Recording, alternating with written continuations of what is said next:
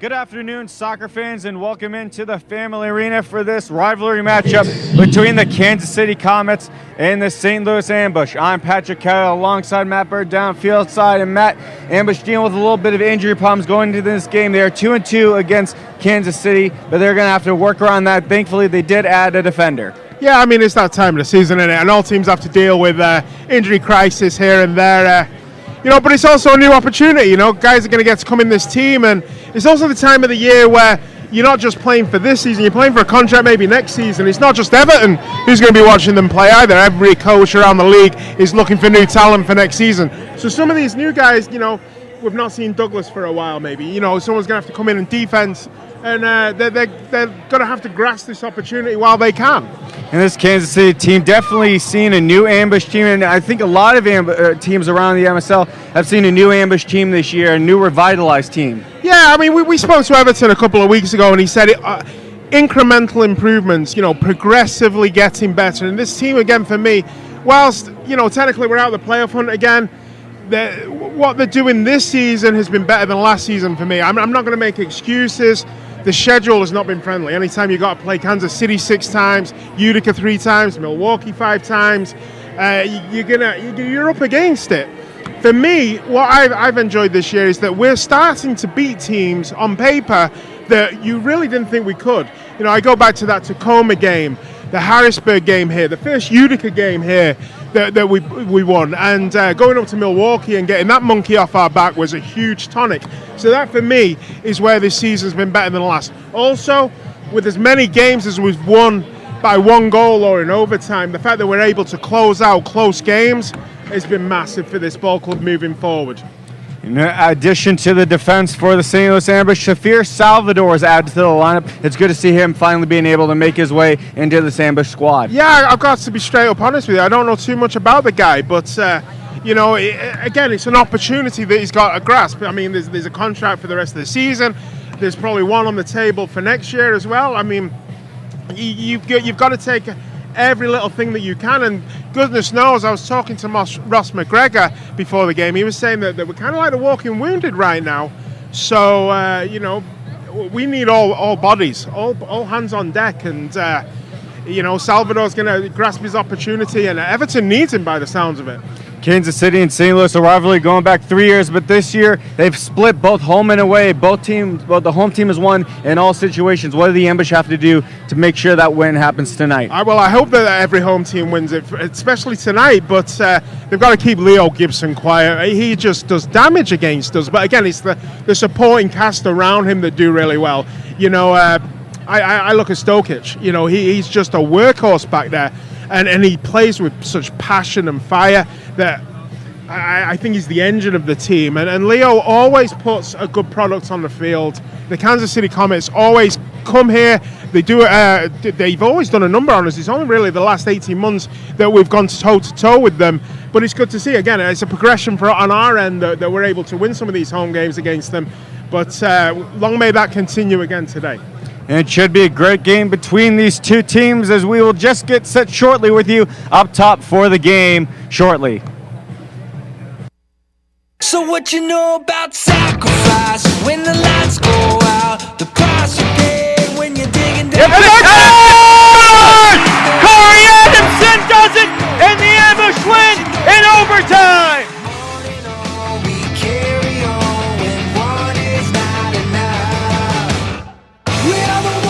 He shoots and scores! Vadim Kochakov, what a shot!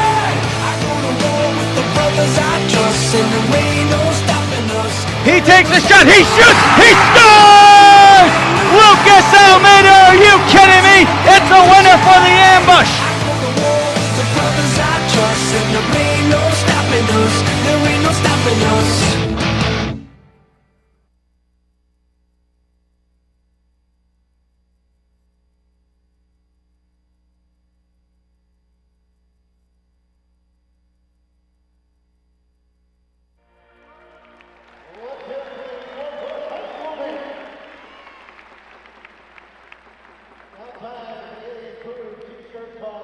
Who was the Ambush t-shirt? Let me know.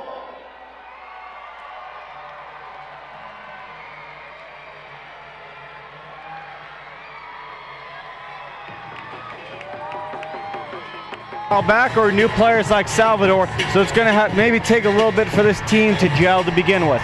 And I also think, I think, to be honest, with playoffs maybe out of the picture now, Everton may want to try a few new things. You know, let's see how Greg Kranz can play with Jonathan Santos. You know, let's try a few new rotations.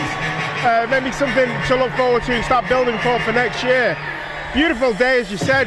Really nice crowd tonight, and I think this crowd deserves a good game today. I think you know, in the dark days of winter, we had some really good games here against Tacoma, against Utica City, but you know, we was blizzarding outside and no one was at the stadium. So let's hope big crowd, big game tonight. Absolutely. Is this Kansas City squad just sitting above the ambush in the standings? But as you said, this two teams really perfectly down the middle. Seems pretty well split. Yeah, and it doesn't matter if there's anything to play for, if it's a dead rubber or what, because anytime the St. Louis team and the Kansas City team get together, they're going to fight tooth and nail for the win. And that's been the case, you know, not just this year, but maybe the last 2-3 seasons. And I expect nothing less tonight, to be honest. They've played 4 times so far this season, and the home team has won every game, so we're 2-2. And I hope the home team wins again. That's my bias view, obviously. As a neutral, you just want to, as I say, a good game for this big crowd. Mr. Brett Holgrove.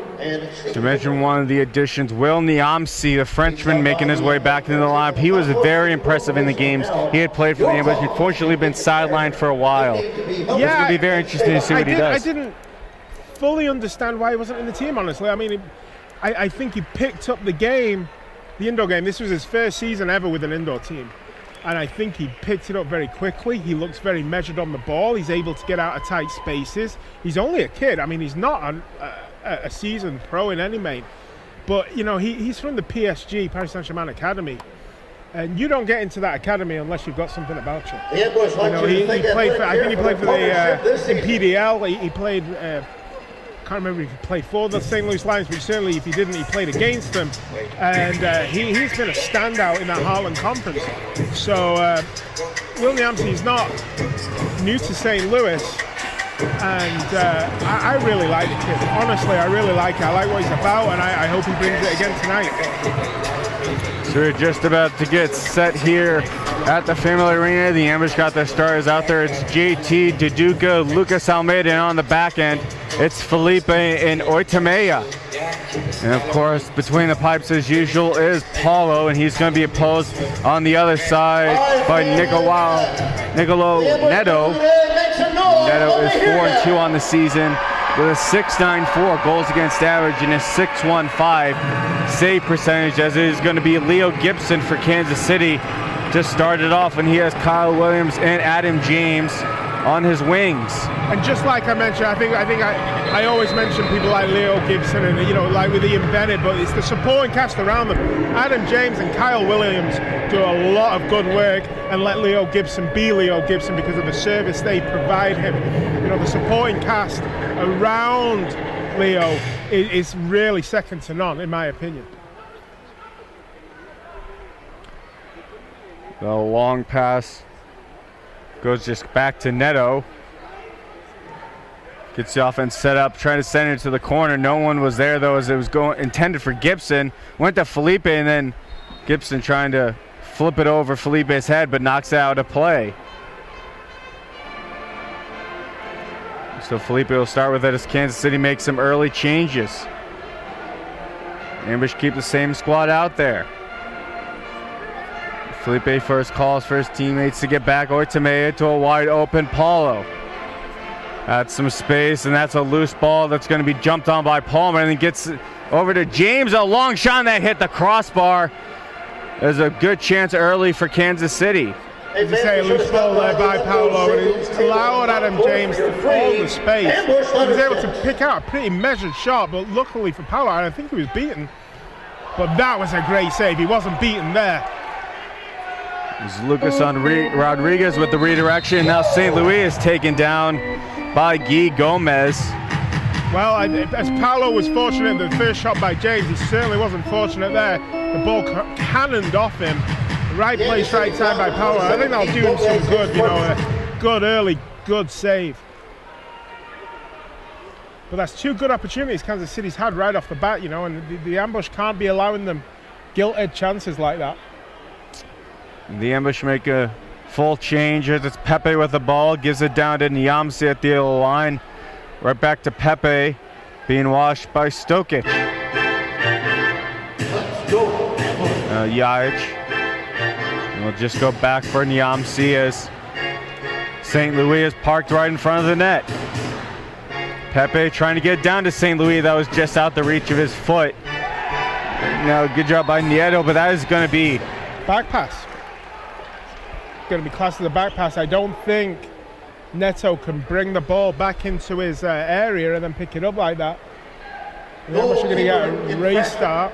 Restart for the ambush, top of the hop. And the ambush knew that right away, and they're going to get the restart. Oitamea again set up just to the left with JT Thomas and Pepe to take the shot. You got to think that they're going to line up Oitamea here. Almeida swings out. Oitamea waits the shot. Big save by Neto. He leaps on top of it and is able to stop before Pepe closes in. I always love it as a commentator when I look like a genius because I say they're going to line up Oitamea here, but he looked like he was ready for it. And here comes Duduka right now. Duduka another chance and he scores. That bounces in off Neto. Goes off his leg and in. And Duduka, his second chance, makes it 1-0. Nice way to stay with it there. He got his own rebound off Neto and then cannoned the ball off Neto. And the ball pings off Neto's inside leg into the net. They all count. And no more than Duduka deserved there, but he stayed with it.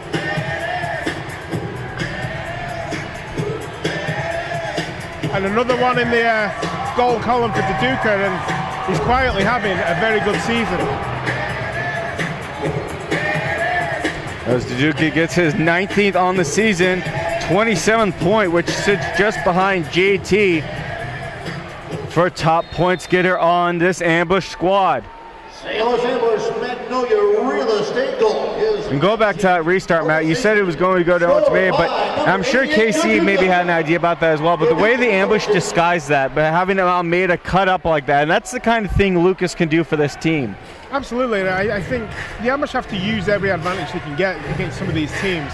And set plays are a weapon, and you've got to be smart with them. Good job by the ambush to clear, and Yajic has some space. He's picking up some speed. He heads down the left wing, a shot, an easy save by Neto as he slams into the glass to stop himself. You know, we talk about players coming in, new players. Ado Jajic, obviously he's played 5-6 games now for us, but he's settled down very well. You know, it's Bosnian born, but raised in St. Louis. He came over as, I think, as a 3-year-old. Scott Gallagher product. One of the myriad off the production line that Scott Gallagher produced.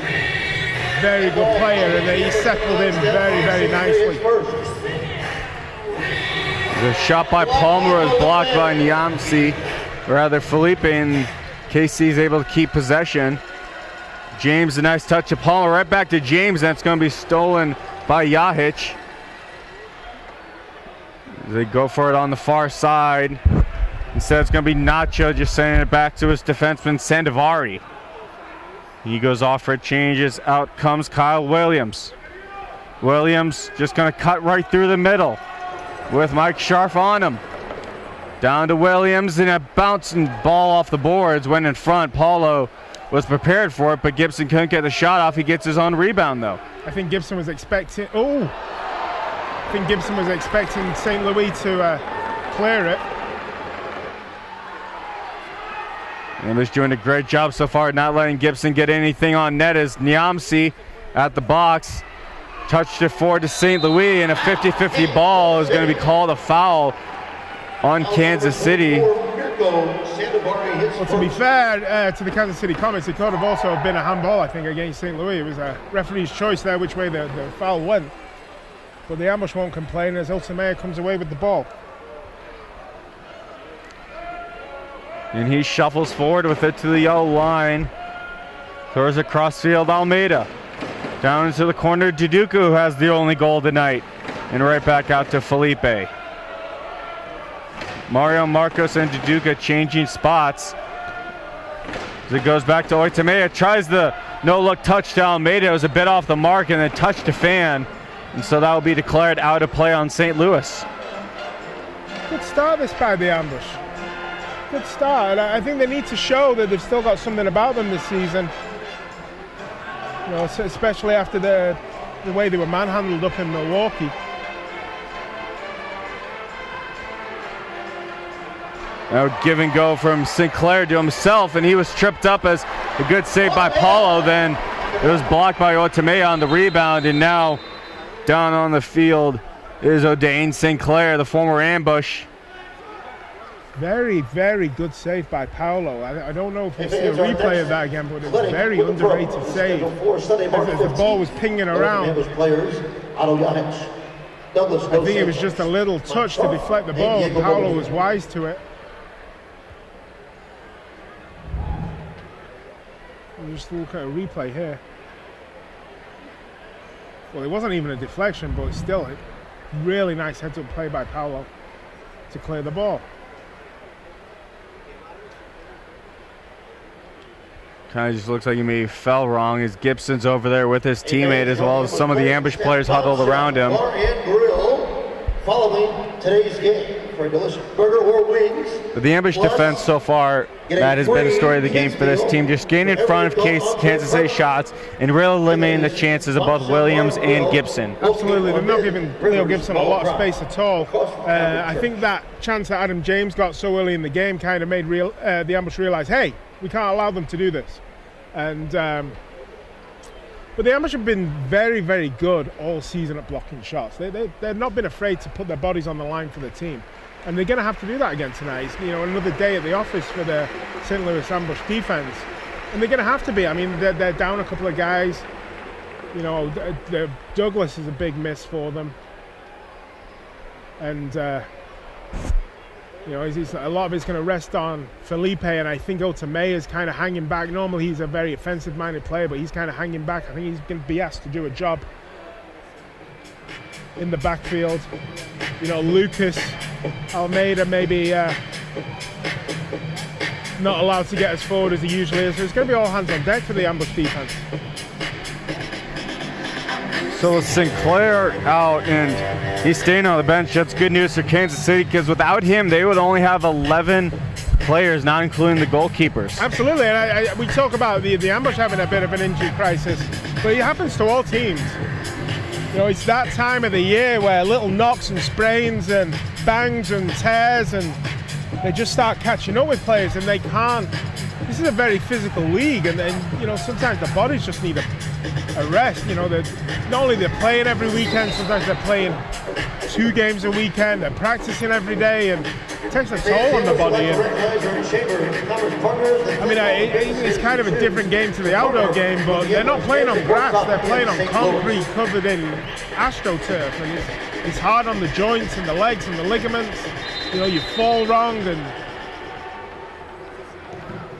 Touch back to Palmer is blocked by St. Louis, and looking at the Kansas City notes, O'Dane Sinclair was already probable, though, the right foot contusion, and it looks like they're putting a lot of attention on his lower body. I'm not sure where, but on top of that, Nacho Flores, who's playing in the game, was probable with right turf toe, and Robert Kelly is out with a broken fibula. When it rains, it pours. I think that's the mantra. It just happens. You know, sometimes, I mean, if I'm Leo Gibson, I'm like, I can't catch a break.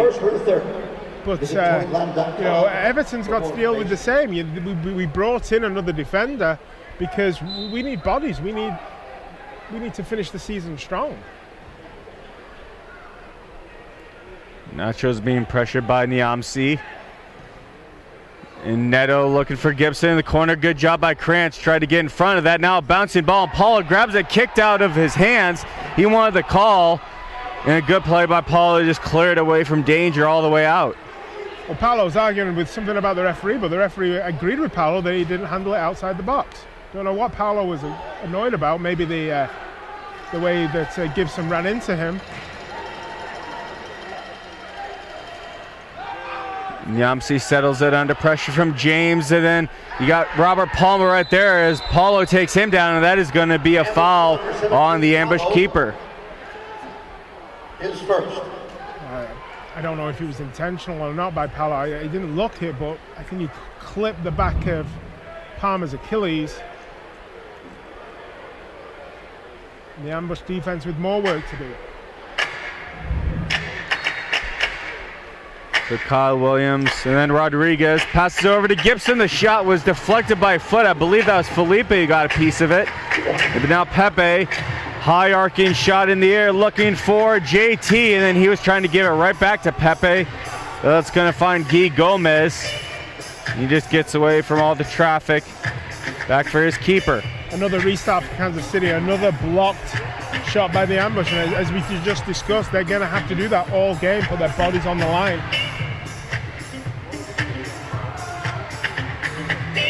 Neto, a long shot, goes off the high glass, and then Felipe diving.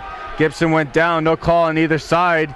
So a long shot was taken by Sandovari, blocked in right back to the Comets. The Comets building up a little head of steam here, and the ambush are really going to have to be on their toes not to let this pressure tell by the Comets. Now Neto, a long shot, and that goes into the netting, out of play.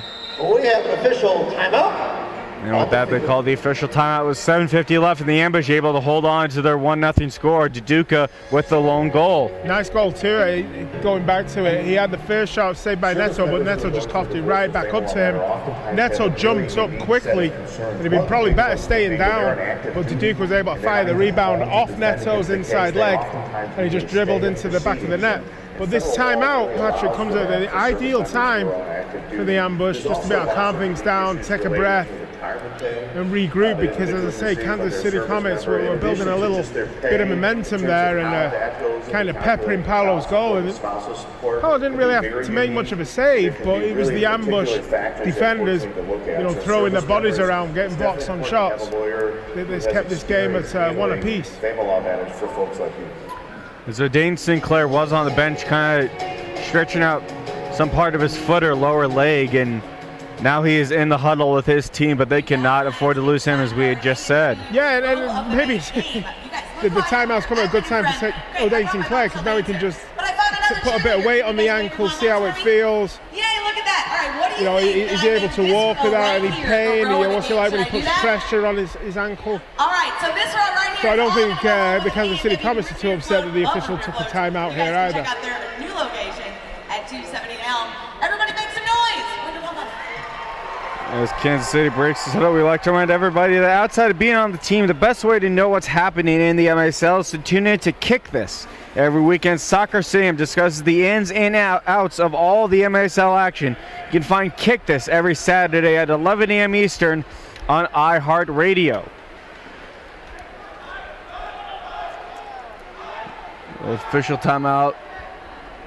Afterwards is going to go the way of the ambush. Nyamsi, quick back and forth with Paulo.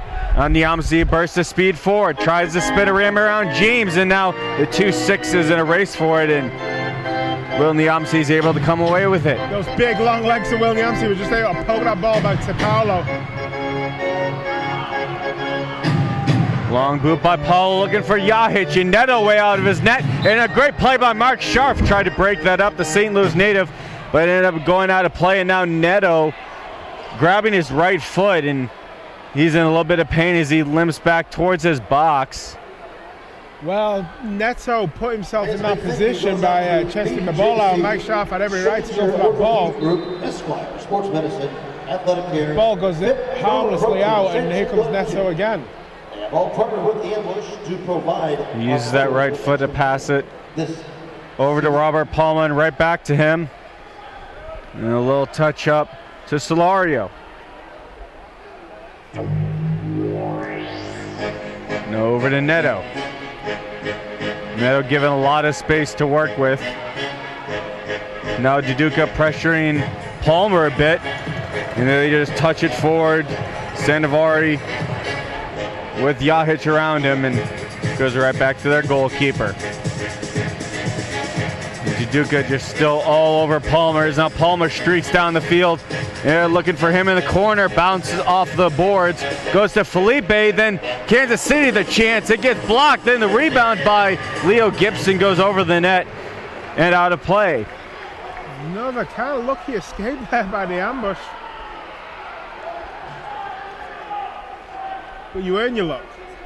You earn your luck sometimes, and the ambush living dangerously, but they're having the chances too. We just saw Yahic making another streaky run down the left-hand side just prior to that, and been really impressed with that Ado Yahic when he's come into this squad. There's Mario Marcus holding on to it. The ambush have 4 men all in a line up top near midfield. Now finally down to St. Louis in the corner. Tries to spin around on O'Dane Sinclair, is back out on the field, but that's going to be the foul on him.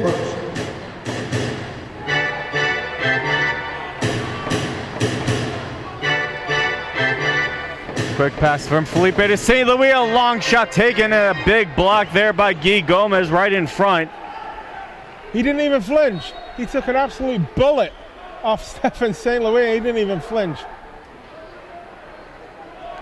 St. Louis immediately pressured by Gomez. This time Gomez gets the better of him. Pass trying to work its way up the boards, and now St. Louis is going to be taken down. That's another foul, this time on Gomez. Alex foul number 27, Guy Gomez. Well, Stephen St. Louis has been in the wars the last 30 seconds. But when a player receives 4 fouls in one half, he receives a 2-minute penalty. Well, Stephen had a good look with that shot that cannoned off Gomez. He is ejected. Nice fake to Greg Krantz, and that just went wide. The ambush able to keep possession of the ball, though, off the boards. As Felipe looking for an open man, finds Almeida, and Almeida has some room to work. Off the boards, finds St. Louis. St. Louis at the elbow. Tries to work his way down, and right as he reaches the boards, that was broken up by Sinclair. And a good slide tackle by St. Louis. Gets it right back, spin around, shot taken, and that just went wide. Well, the last 2 minutes has been the Stephen St. Louis show. Being fouled, taking shots, making slide tackles.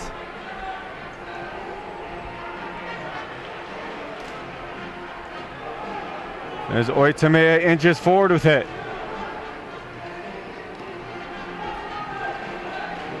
Now JT down to Pepe. Pepe able to work past one man, and then it was broken up by Sandovari. He gives it to a wide open Robert Palmer. Did you notice, man, we have a bit of change music-wise. Usually have our DJ Prue doing some music, but we're getting a nice little background music from the high school band in the corner. I much prefer the ambiance of being serenaded by the symphony orchestra. Isn't it lovely? Maybe we'll get some opera in, or a little jazz quartet, a little cello. I don't know. It's very sedate for a Sunday afternoon. As it is Solorio. Feeds it back to Nick McDonald, and off the boards, Oitamea touched it, and that goes high into the crowd. And Kansas City's going to have the ball on the offensive end. I'll be giving us a restart. The clearance has to be made by Oitamea, but you also got to be conscious of where you are and if you're over that yellow line or not. Pass back to Gibson, then a chance and a great goal from Lucas Rodriguez. Just feeds it right between the legs of Paulo as he was sliding over. We have a tie game with just 4 minutes left in this first quarter. Yeah, I think Paulo was a little unsighted there. I think it was Greg Kranz that was in his line of sight. But nice finish. Just through the legs of Paulo, as you said, but I think it was Kranz that kind of blocked Paulo's view. No more than the Comets have deserved, to be fair. They've been knocking at the door a bit. So Lucas Rodriguez gets his 9th goal on the season and ties this game up at 1.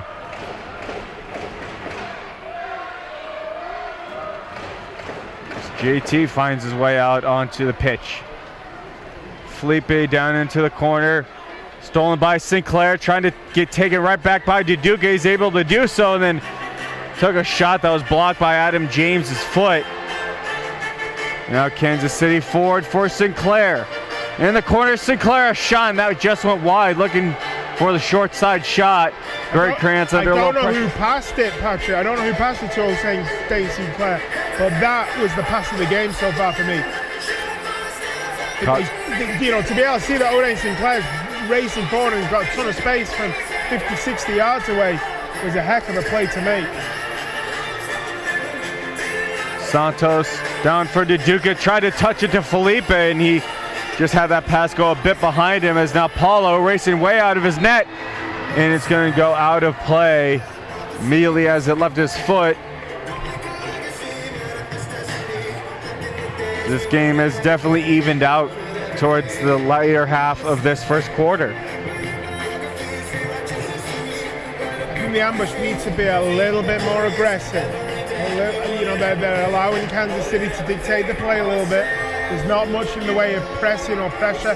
They get the ball back to Neto, and they give Neto a lot of time and space to pick out his passes, to pick out his long balls. There's not a lot of pressure on Neto, and they're giving Kansas City a lot of time and space on the ball. I'd like to see a little bit of a harder press to get possession back. You know, and try and make a Kansas City commit an error, commit a turnover, and see what will happen.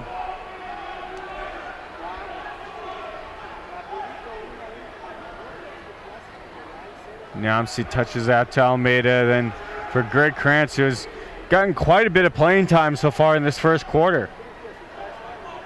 You've got to take your opportunity, and Greg's been with this ball club for a long time. He's not a newcomer to the game. He's just like riding a bicycle. Pass goes off the boards, and St. Louis able to grab the loose ball. Has Niamsi and Almeida going to some open spaces. St. Louis, he breaks free. St. Louis to Niamsi, he shoots, he scores! Will Niamsi, he's back, and it's 2-1. The Stephen St. Louis show. He went coast to coast there, Patrick. And he could have been selfish. He could have been absolutely, he had every right to be selfish and take the shot himself. Totally heads-up play to see Will Niamsi just stood there with the goal gaping in front of him. He had the better opportunity to score. Really nice, unselfish play by Stephen St. Louis. He'd done all the hard work. He's just like, here you go, Will, put the ball away for me. And the confidence of St. Louis to start that there. He's at midfield. He has Lucas Almeida just to his right, and he knows he has the speed to power past those two KC defenders, and he knew if he got past them, it was his name in lights, as you would say. I would say that, yes. Stephen St. Louis has been the standout player for the ambush in this first half for me. He's done it all, and that was brilliant. That for me was his best moment of the season. One of the ambush's best goals. Professional goal, scored by number 6, Will Niamsi. And Niamsi gets his first professional goal. Assisted by number 9, That comes at a great time late in this first quarter. From St. Louis. He'll not score an easier one, I'll tell you that. All he had to do was just bury it. I'm not much of a soccer player myself, Patrick, but I'm deadly from that distance. As the Zuka gets absolutely clattered into the boards there. And he's holding his calf, shin. Mirko Sandovari, his second of the half. He immediately let out a scream right as he got bumped. Just looks at it real quick, and it's going to take a lot to stop that tree trunk of a player from I was going to say, I don't know who can injure him. You see him, it's when you see him on the field, down on the field, and you said something about that, Matt, when you went to the Kansas City game. You grab a new appreciation of the game when you're sitting in those first 2-3 rows. Just how quick it is and how big some of these lads are. Just how quick. I mean, we're sat up high, maybe 60, 70 feet away from the field, and just to be sat 2 feet away is just a totally different perspective to the game. There's nothing better than being at a game. Gibson gets it stolen from him from Paulo, and they're going to call the foul on him. They're kind of fighting for it between the knees, and now it's going to be a blue card on Paulo, and he cannot believe it. I'd like to see this one again myself. Again, if you give, we'll have a look at the replay, but for me, if you give the referee a decision to make, Don't be surprised if it goes against you. Number 17, Paulo. Paolo, I love you, dude, but I don't think you got much of a case to answer there, son. You kind of did get diving in. And again, if you make the referee make a decision, don't be surprised when it goes against you. GK Union, penalty kill. So a power play that will carry into the second quarter for Kansas City. In Paolo's defense, he had to do that. I mean, otherwise, Leo Gibson's all alone with the goal right at his mercy. He has to make the tackle. He has to do something to stop Leo from scoring. And sometimes Leo Gibson's so good, all you can do to stop him from scoring is to foul him. Paolo had to make the play. I think the blue card may be a little harsh, but I've seen them given for a lot less. So, it is what it is. And the ambush now find themselves with 2 minutes of hard work. A pass just off the mark to start the power play for Kansas City, but they're at least able to keep it in their own end. There's Palmer. Give and go, gets it right back. Pressured at the yellow line, Felipe and Santos up top, and the shot taken, a one-timer by Gibson. That one was going wide, but Paulo holds on to it. And this is where I just spend the best part of 2 minutes clock watching them seconds tick away until the ambush can have a full strength side again. So Otto Yahic will serve it for the ambush as a long shot's taken by Palmer and a good jumping save by Paulo. If we can limit the Comets to taking shots from distance, Paulo will love that. He will take those all day. Gibson trying to feed in front to Kyle Williams, and Paulo one save and then a second save as Williams was about to take a shot as Paulo was holding on to it. Good play by Santos. Definitely close to a handball, hit him in the elbow, but the ambush able to clear it all the way down.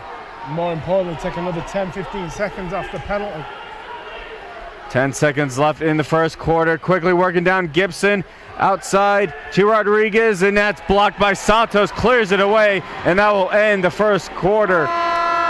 The ambush go into the first quarter up 2-1.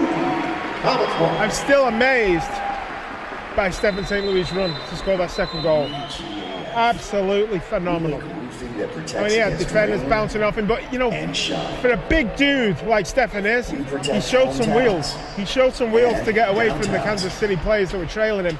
And then to have the presence of mind to look up, see Will Niamsi on his own, square the ball, and it was just an easy, I'm not going to say an easy tap in because Will Niamsi still had to get it past the defender.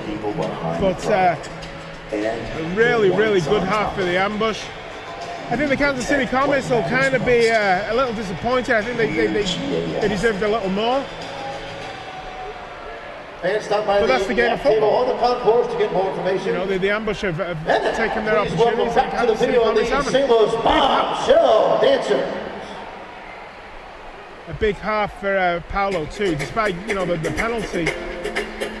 He's been pretty solid so far, Paulo, and I think that's been good for his morale. So 44 seconds left in the Kansas City power play. They started the beginning of the power play a little sloppy, and I think that gave the ambush an extra 15-30 seconds to get set, and then obviously they got the clear, so they have a fresh start up to restart this for the Kansas City. I think you saw right at the end of the period there that there was a little bit of pep in the step from Kansas City Comets. They knew that their window of opportunity was coming to an end. 44 seconds is not a long time to make something happen, especially with the break in the middle here for the end of the first period. I think Kansas City knows they've got to get back on level terms pretty quickly. This isn't the ambush team anymore that will let 3-4 goal leads slip, and I think they know if the ambush get a third, the game could start slipping away from the Comets. And even with Sinclair in the lineup, they still only have 12 players out. And that's going to start to slowly eat away at them. It is, but what players they are. Keith Gomez, Kyle Williams, Adam James, Nacho Flores. I mean, their names are quality players that are out there. It's not like they're missing a bunch of starters and they've got the squad guys in. The 12 they've got are the 12 that Leo wants, you know, if you could only pick 12. So they're still wily veterans of this We're new to league. the area, and my family's looking for a dentist. For over 50 years, the Nick and their family has As provided. a reminder, you're watching the Ambush on MASL TV. You can catch every game each week on the league's official streaming home, MASL.tv. Both teams just flip sides. Dental floss cam. I know a bunch of kids here. You guys know how to floss. Let me see your floss And the Ambush will get to start with it. A good advantage to eat away some clock.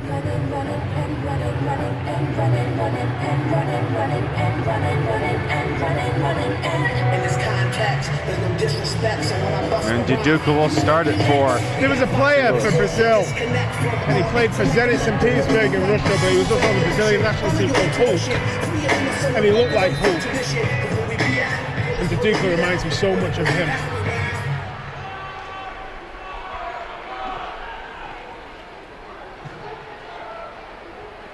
As Kyle Williams pushes forward with it back to Palmer. Now Gibson, they get set up on the power play. Goes right back to Gibson.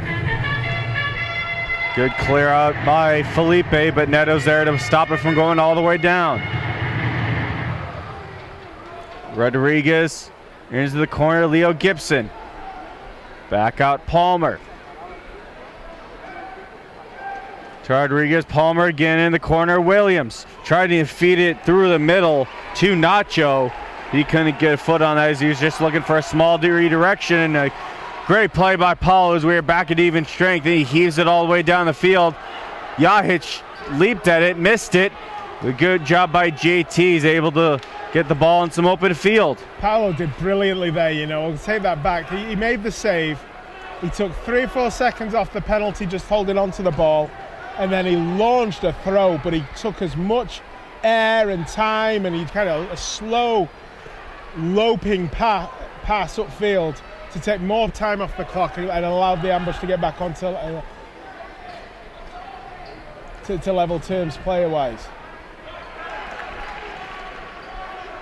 Cleared but not all the way up by Felipe. Sinclair holds it.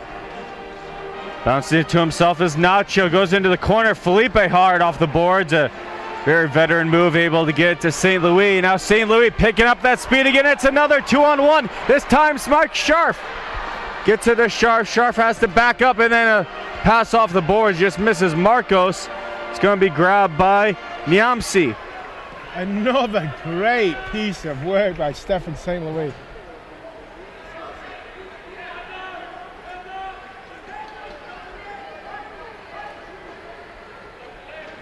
Santos inched forward with it, then to Duduka. Back for Santos. Now Mario Marcus with the Ambush making a couple changes. Out comes Greg Krantz. Krantz gets the ball, drops it to Scharf. Now in front of his own bench, being pressured by James as Mario Marcos, and a quick decision by him to get it back to Paulo. Yeah, if in doubt, play it safe. And Duduka had it, but he had to once again feed it back as Kansas City doing a much better job defensively, doing a 1-3-1. You know, the Ambush here just looked to me to be like resting in possession. I think that the penalty kill took a lot out of them. The penalty kill took a lot out of them. They're just passing the ball around, letting everyone get their breath back, settling the game back down. Niamsi is wide open. Beautiful pass by Paulo. He pulls up, gets away from Adam James. And as you were saying, Matt. Yeah, I also, I didn't know if they were going to give a corner there, but I do think they were just taking their time there in the game, because that 2 minutes, they knew how important it was. They knew how important it was to get out of penalty kill with the lead still.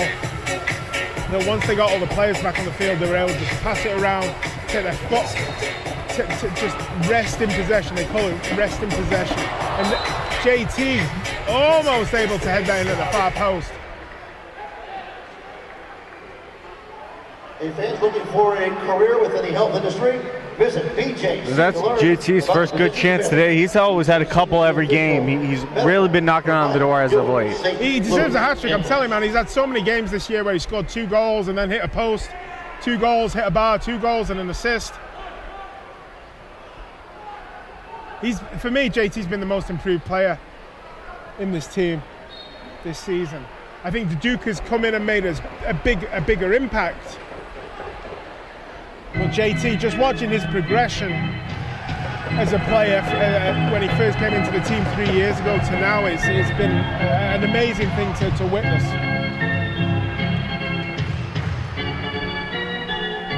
JT trying to feed to Almeida. That's intercepted by McDonald. McDonald took a shot. He had options, but it was blocked immediately by Felipe. Now JT plays it smart back to Santos.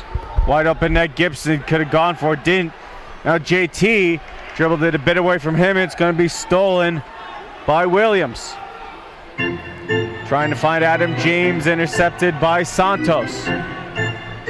Nice heads-up play just to step in and take that Jonathan Santos there. Again, just a wily old veteran that just knows where to be, and it kind of worried me that we've not got Pablo today because I think he's that player, but Jonathan Santos just stepping into the void and doing that job nicely there. Otto Yahic, a close chance. It goes off the post out. Made it the rebound. And a good diving save by Neto. Good save, but I tell you what, Lucas Almeida, what a shot that was. Felipe intercepts it. Almeida trying to grab it in the box. Great heads-up play by Duduka. Knocked it away from Neto. Then a long shot taken by Greg Krantz. Misses everything wide. But the Ambush with a couple grade A chances and just constantly keeping Nicolau Neto on his feet. Really good chance by Almeida before that Krantz attempt. And James gets knocked off the ball. Loose ball grabbed by Duduka in front of the KC bench. It's going to be a race or it will. Niamsi, as Neto comes way out of his crease to play it, and he accidentally gets tripped up. They each exchange some words, go the other way. Here's Rodriguez. Tried to give it to Gibson, but Pepe was right in the middle of that. Back for Palmer. I believe that was a long pass that was just blocked by Krantz, and a diving save by Paul Gibson creeping in, but cleared out by Niamsi. Well, this game has got quick all of a sudden.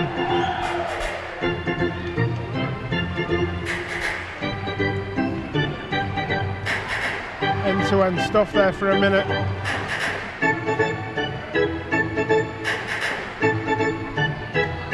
Pepe with James right by him, gives it to Niamsi. St. Louis out there as well. They give the outside touch to St. Louis in the corner. Try to feed Pepe in the box. It's taken away by Kansas City and cleared back to midfield.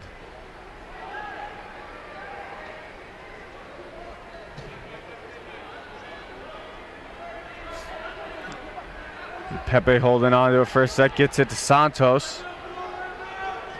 Santos, good play down to Pepe, has St. Louis on the back door. It goes between Neto down the short side off the post. And I think Neto was kind of foxed there because Pepe's shot was scuffed. He expected Pepe to get a cleaner connection to the ball, and I think the fact that Pepe scuffed it kind of put Neto in a little bit of trouble there. Giants Connect 4, Jenga, board games, and even Uno. Now grabbing a bite to eat at Bombshell Bar and Grill on March the 11th from 6 to 8. Neto feeds that up to middle to Gomez, and then right back to Neto. Closing in is Mario Marcos. Now Solorio gets it stolen by Felipe. And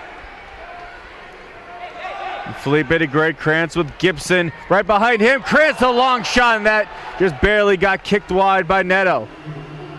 Nice shot by Krantz. He's got some power when he puts his laces into a ball.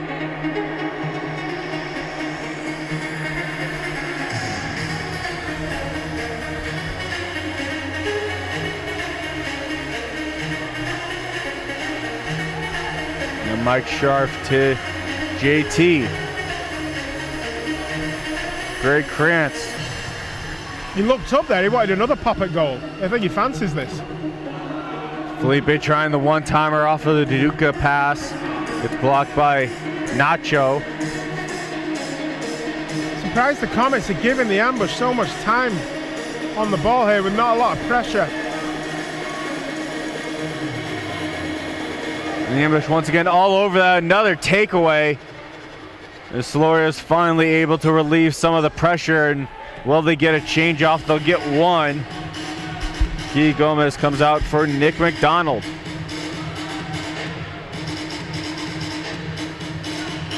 Santos trying to get down to Duduka. Good play by Palmer to boot that ball away. Then a 50-50 ball at midfield's going to be taken over by McDonald. He got past Paulo. And then they're going to give the foul delayed call. And now is going to be a blue card, the second one of the day on Paulo. It'll be a shootout for the Comets. It's going to be a shootout. On top of being the 2 minutes, and we will see who is going to serve that penalty for the ambush. You saw Santos raise his hands above his head as he knew he'd put Paulo in trouble there with that pass. They're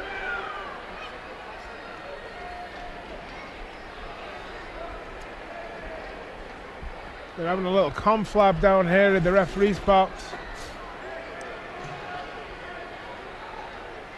Once again, going to be Otto Jahic who will serve the minor for the ambush.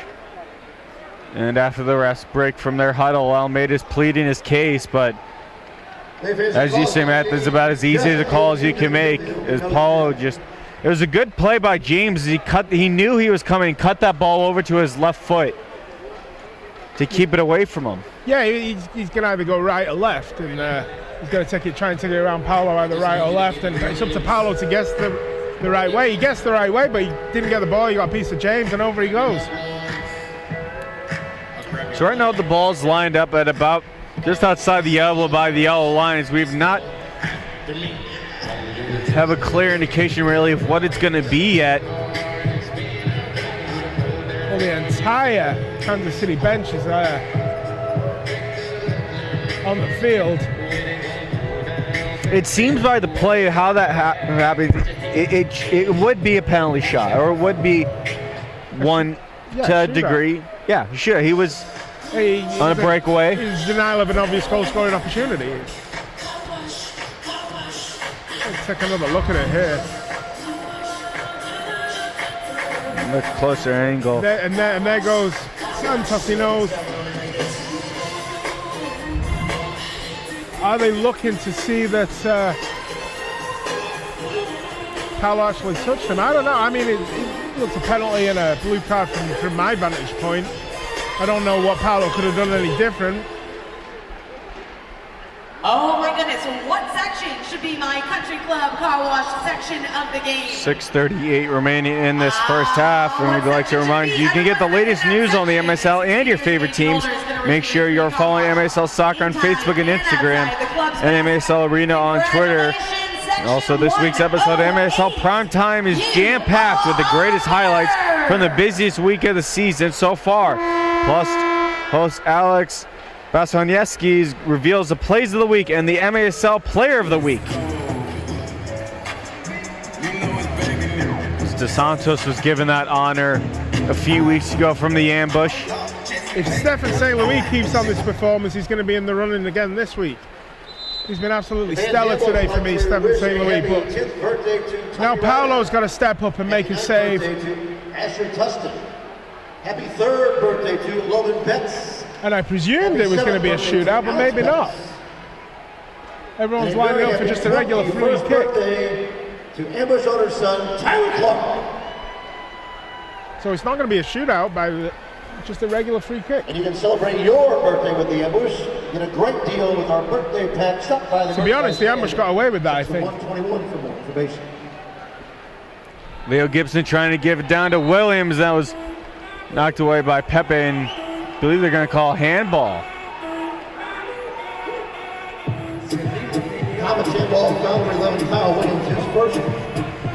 Pepe kind of kicked that ball into his hand, but the ambush will take it however you can get it.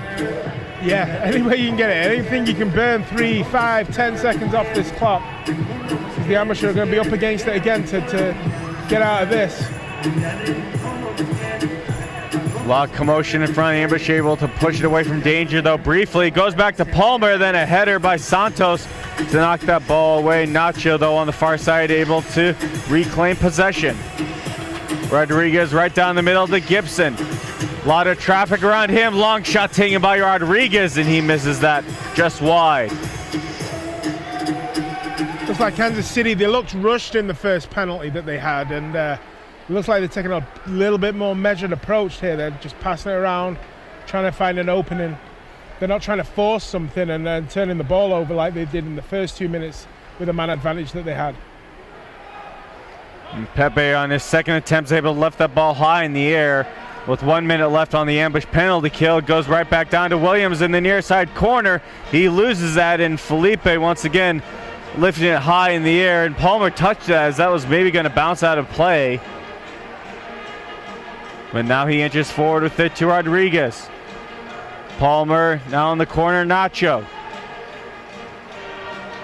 Trying to feed it cross field, but Pepe broke that up. And Mike Scharf on the loose ball. The yellow line clears it all the way out. 25 seconds on the power play for Kansas City. Goes cross field to Palmer, and he missed everything on that one-timer. And the Ambush going to take over possession and going to try and kill this last bit of time. Post-game watch party. I don't want to jinx it by saying it, but yeah, hopefully they can kill the next 20 seconds. And March the 8th, we take on Paolo just launches it and hopes Stefan St. Louis can maybe hold up the ball, which he can't, and goes straight back to Neto. 10 seconds off as Yahic will come out of the box for the Ambush. Gibson down to Williams, trying to feed it up top. Palmer just couldn't get there in time for the one-timer. Gets it right back though, and this time he shoots that ball just where he did last time, into the netting, and the Ambush get the ball with just 1 second left on the penalty kill.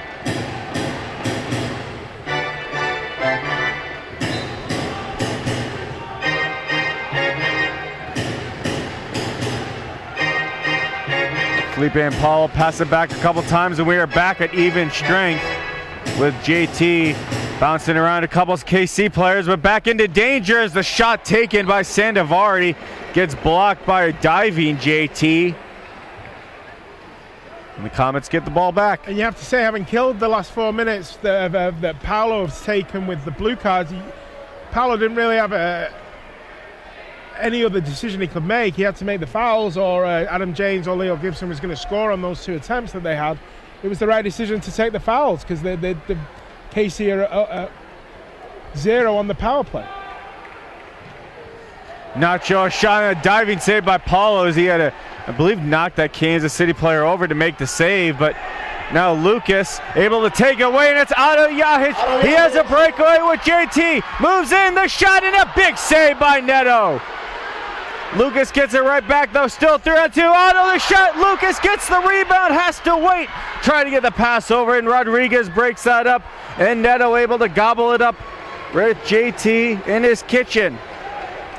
Monster save by Neto on that breakaway by Yahic. I'm not sure that Yahic understood at the beginning how much time and space he had. You have to wonder too when he knew JT was with him, because JT was almost directly behind him the majority of the time they were breaking up field. And I think that might put Yahic off. He didn't know whether to pass it or take the shot. He may have been in 2 minds as to what to do. He took the shot and it was going in. Neto still had to make the save. And a big save there by Paolo on the other side of the ball. Kansas City just can't seem to put the ball on net as Ambush defenders have been excellent tonight. One of the best games so far for them this year. Santos throws into some open space, taken over by Solorio. Nacho, a beautiful pass, finds James. Shot off the glass, deflected away by Paulo, and then off the referee. Yahic tries to clear it out. Nacho now with Paulo down, the shot, and a big save by Otto Yahic with his back foot. All hands on deck.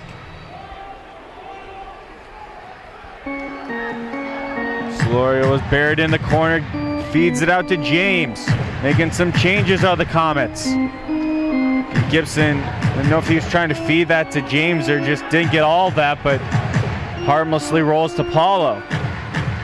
Pepe, nice touch trying to find Mario Marcos, but Neto will go into the corner. Wins that up to Sinclair. Now Kyle Williams, he can't get around Greg Krantz after the slide tackle. And Greg Krantz off the boards to himself. Great play, he has St. Louis on the far side. It goes into the corner with it. Now 2 Comets around him, loses the ball. And now Leo Gibson with it. Up against the boards, held up by Pepe. Now it's a 2-on-0. Sinclair gives it over to James, and that pass was just off the marker. James had just an easy tap in for a sure goal. Just the pass was a little bit too far ahead of James. He couldn't reach it. And here comes Sinclair. St. Louis around Sinclair. He took a shot and just barely gained a foot, and that was Neto. Niamsi touched it to Pepe. Pepe in on goal, shoots, and a big save with the leg of Neto. Well, as much as I'll talk about Paolo making important saves, Neto's come up huge here in the second quarter for the Comets. Great job by Pepe to get away from Cement to Duduka. Wind up for a long boot. That goes wide off the referee into Kansas City with 1 minute left in the first half. Good job by Felipe to get a piece of that. Still goes the way of Kansas City though. With Rodriguez trying to get to Solorio. He was tied up. Santos takes it away. Now Duduka feeds it up to Mike Scharf. Scharf, and he's taken down by Palmer. No call at all. The fans want one. I want a call, but Mike Scharf did ever so well to keep possession. Hats off to you, Mike. Tell you who we've not seen in a while, and I didn't realize we were missing him, is Onamea. And he's not on the bench. Makes me wonder if he's taken or not, because we've not mentioned his name in a long old time. Mike Scharf, a couple dandy moves, takes a shot in a good save by Neto. Had to move over for that one, but Scharf, 2 great chances in a row. As that kills the clock. In the ambush lead 2-1 after the first half. A great back and forth half between 2 teams who are greatly evenly matched. Really good game. Really enjoyable. You know, it could quite easily be 2-2. It could quite easily be 3-1. Neto's made some excellent saves. Powell's made some excellent saves. Really fun to watch. Penalties, shots from distance. You know, I hope the second half's the same. And we will be back with you shortly for the second half. It's 2-1 ambush over the Comets. You're watching MASL.TV. Fred, did you remember to set out the trash? Oh, I forgot, but I'll get it. And I'm sure you remembered that tomorrow's our anniversary, right? Sure I did, honey. Oh, did you remember to notify Missouri One Call to have the underground utilities marked? Ah, I forgot. But I need to do that before we get started. Fred, there are some things in this world you should never forget. And that's one of them. You're right.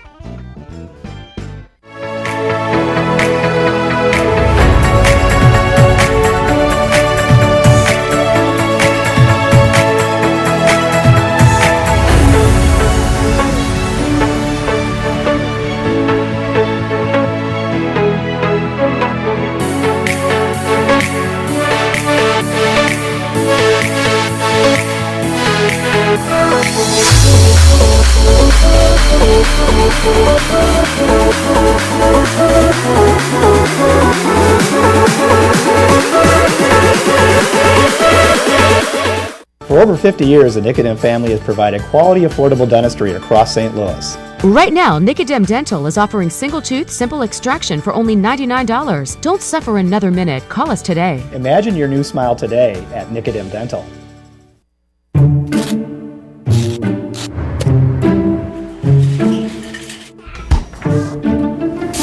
Shop smarter. The Schnucks Rewards app puts hundreds of exclusive new coupons in your hand each week. Get the app that gets you. Broken bone? Ankle sprain? Muscle strain? Fix it fast, fix it right. At Orthopedics Now. Signature Orthopedics After Hours Walk-In Clinic. At 2 convenient locations in South County and West County. Visit afterhoursortho.com. Hello Ambush fans, this is Lucas Almeida from your St. Louis Ambush. He takes a shot, he shoots, he scores! Lucas Almeida, are you kidding me? Today I'm here to talk about our friends at Stange Law Firm. If you or anyone you know is facing a divorce or in need of compassionate family law representation, the team of attorneys at Stange Law Firm can help. Stange Law Firm has been a proud supporter of Ambush Soccer since 2016 and is here to help you rebuild your life.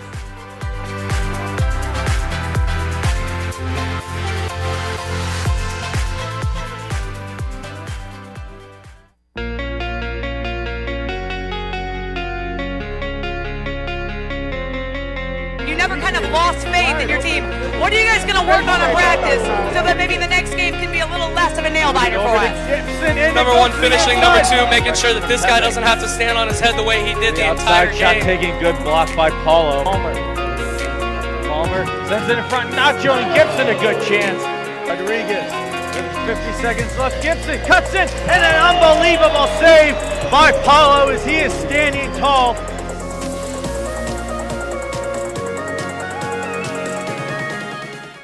It's time to rethink fitness. We pioneered the fitness industry. Now, we're redefining it. Through the power of service and personalization, the power of community and innovation, and above all, the power of promise. We have more than 50 years of experience to power yours. Gold's Gym. Experience change. Hello, Ambush fans. This is Chef Larry G., owner of Championship Catering. We serve the most amazing food for your wedding, corporate event, or just about any occasion. We are recognized as one of St. Louis's top caterers by Small Business Monthly. Check us out online at championshipcatering.com or call me, Chef Larry G., at 314-606-9520. And let's plan your party.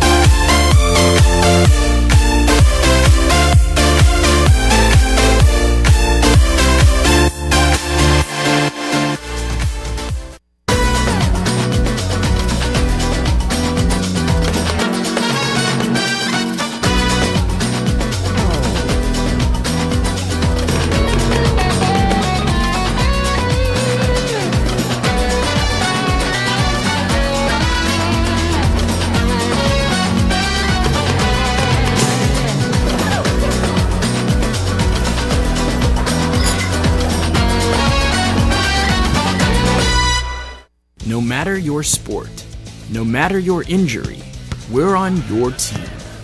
The physicians of Signature Orthopedic Sports Medicine will get you back in the game. We're in your neighborhood, right where you need us. Visit signaturesportsmed.com. We're GAF. We make roofing that protects against rain and shine. We protect hometowns and downtowns. We protect Sunday mornings and Sunday afternoons. We're a roof that saves energy and a roof that makes energy. We're the people behind the product and the ones on top of it. We protect what matters most. We're GAF.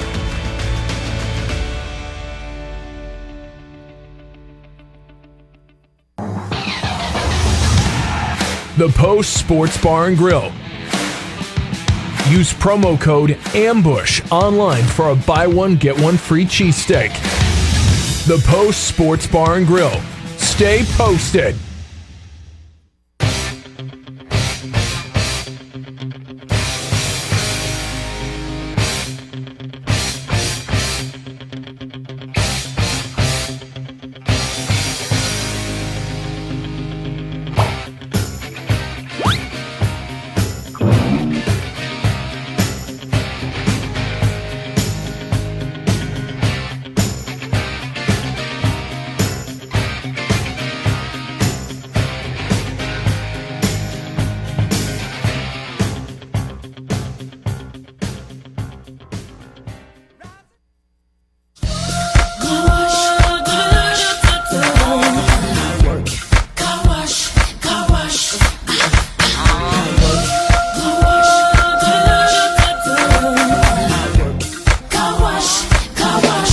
Driving on them like this.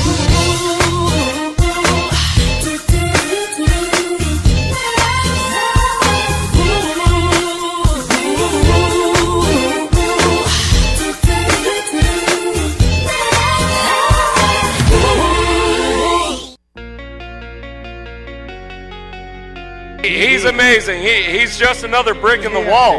That is Paulo Vitor. He's another brick in the wall. And Paulo comes up. Had a lot of pressure lately, though, as here come the Comets. Going to the middle, and Sandoval in.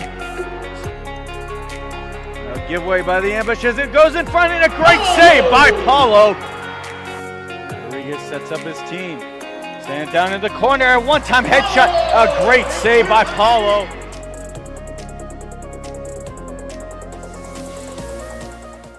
We are new to the area, and my family's looking for a dentist. For over 50 years, the Nicodim family has provided quality, affordable dentistry across St. Louis. We offer a $49 new patient special, including exam, routine cleaning, and bite wing x-rays. Imagine your new smile today at Nicodim Dental.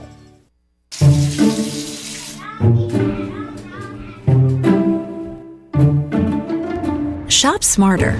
The Schnucks Rewards app organizes your shopping list by aisle, remembers what you like, and is always with you. Get the app that gets you.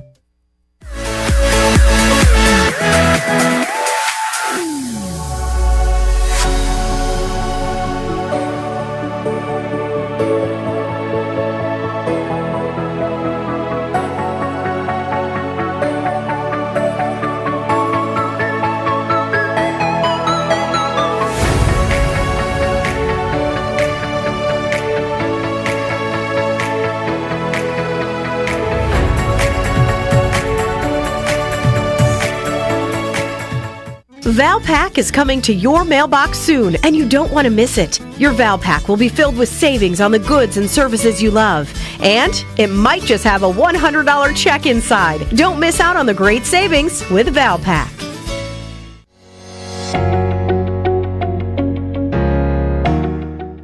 Business owners who are going through a divorce have some really unique circumstances that they have to account for, which is what is the value of their business. That can be a big issue in a divorce matter. That can be really important to have a business valuator on board to really look at the value of that business. And then on top of that, it can be really difficult in terms of child support calculations, in terms of determining spousal maintenance when somebody owns a business, because at the end of the day, there's lots of passive income that can really go in the direction of the business owner, and so it's really important to work with forensic accountants in a lot of these cases as well.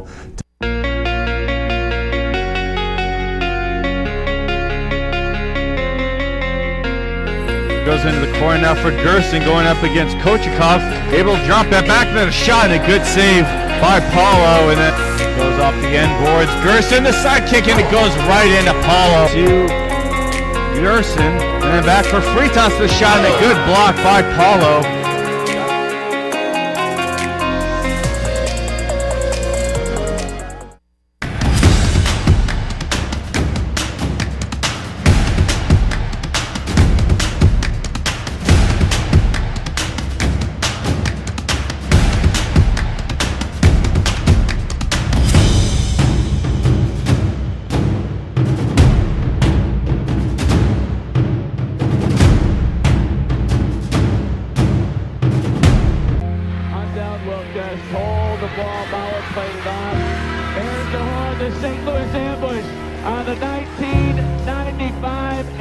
PSL champs and a clean sweep of the Harrisburg Heat. Now wide open Almeida. Waits, shoots, he scores! Controlled by Perry, shoots, Sweater gets an arm on it.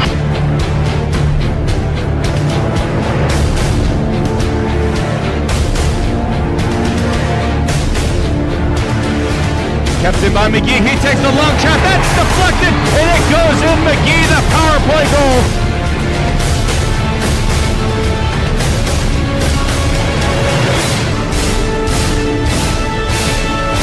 They're going crazy here at Kiel!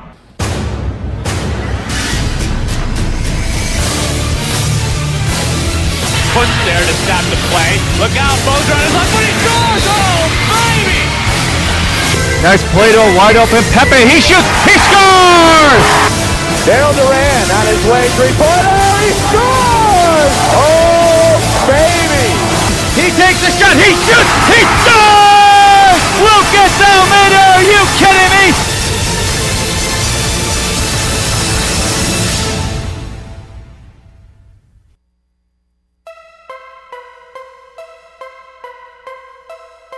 Say that's appropriate. Shot through the legs of Wilkin, and Sharp opens the scoring with his third goal of the year. Dudica, wait, Tomio gets his goal. Good move. Still, shot through the mix and tapped into the net by Bobadilla. Oh, what a finish. It's Thomas. As for Thomas, the shot is wide. Another shot, what a swerving shot. And it's put home by Otoimio. Giveaway from St. Louis. Way back the other way, shot and a goal. Kozakov making the Lancers pay for some sloppy work out of the back. 63 seconds. Pablo, shot and it's in. Deflected off D'Amico, I think.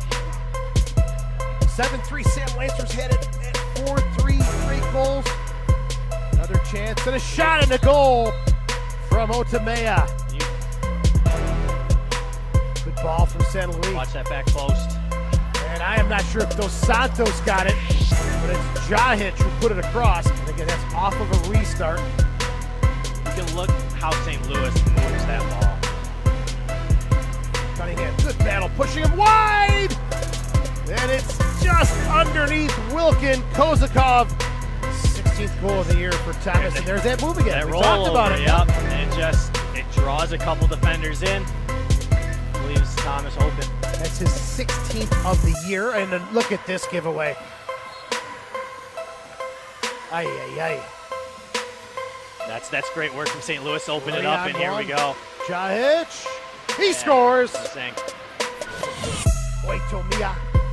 Oh, what shot! A finish. Oh, and it rifles under the crossbar. Duarte off the hands of Marcelo Morera, and Duarte makes it 16-7. Ambush slowly working up this near side. Now Felipe, long pass up to St. Louis. He shoots and scores. Stefan St. Louis opens the scoring for St. Louis. Walls and Dos Santos a little butt shove. It goes in front. And that was one Ahene who played that bad goal for. Now it's Jahic. He's in. He shoots. He scores. Had all the space in the world and lets it pass. Pablo, nice touch to Duduka, wide open, he shoots and scores. Duduka, he's not going to miss that, he makes it 4-2. We'll be taking it. Drop back to Duduka, unbelievable goal! Oh my goodness! Now we got Duduka over to Dos Santos, the shot gets the rebound, he shoots and scores! Douglas Dos Santos, Otamea wide open, Pablo the shot, he scores! Pablo's going to get on the board here. A power play goal makes it 7-3. Gives it over to Pablo, now down low Almeida, goes in front to Duduka, the bouncy shot, he gets the power play goal, his second of the game. Now here's Otamea going for the empty netter, that's spinning and that's going to go in the ambush, score to make it 9-6. Duca comes near side to Thomas. Thomas with a drive, looking far post, and St. Louis scores. Thomas gets it over to Lucas Almeida. Here's Pepe. Drive with the left foot, goes wide, rebound shot, score! Anthony Grant, 50% on power plays. They're 16 of 32. Here's Duca, front and center, takes one touch, fires it, and hits a top shelf over Neto, and it's now 3-2. Up top to Pablo, one touch, shoots, and Pablo scores! Ticking away, now under 7 to play. Lucas Almeida with a cracking shot. Over to Felipe. Almeida, and a goal! St. Louis gets a goal, it's now 10-6. Give and go to start to JT. Over away from Gonzalez, now JT, a shot, he scores! Right off the break, it's JT, ties it at 1. That goes right back out to Pablo. Touched by Almeida, and he scores! Lucas Almeida gets a little touch, and it makes it 4-2. Through the middle to JT, good play to Lucas Almeida. JT steps forward, he shoots and scores his second of the night. JT gonna make it 5-3. Goes into the netting, but that's gonna be tipped, and they're gonna declare it the ambush ball. To Duca, he shoots, he scores! Duca keeps it on the ground, forces everybody. That's a 1-goal game. And now Felipe, who was the overtime hero last time these teams played. Thomas with a shot and a goal. And Max Ferdinand with the assist. Max, among the league leaders in that category, gets number 21. And just like that, Stefan Saint-Louis sequence that led to the goal, I guess, Tenzin. I thought they said it was on Bradley. And here comes Anthony Grant the other way. Shot and a goal. Deflects out toward midfield. That'll be a 6:07 game on March 7th as Grant got around Capinos. Shot and a goal. Definitely the most extended possession of this quarter. And now Saint-Louis coming in. Shot and a goal. Ambush will go home to host Kansas City a week from today. That's Sunday, March 1st. As Thomas turns, shoots, and scores.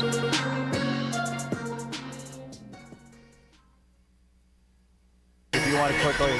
All right, so the teams are coming out for the second half now. We're just going to look at some of the top stars of the league so far. It's the same names that we keep repeating week after week.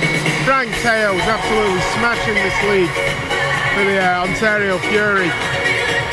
Same, the names we see regular: Ian Bennett, Leo Gibson, standout Craig Childs has been doing it for San Diego, rounded off by Brian Aguilar and Christian Segura, who we've seen 3 times this season with Utica City.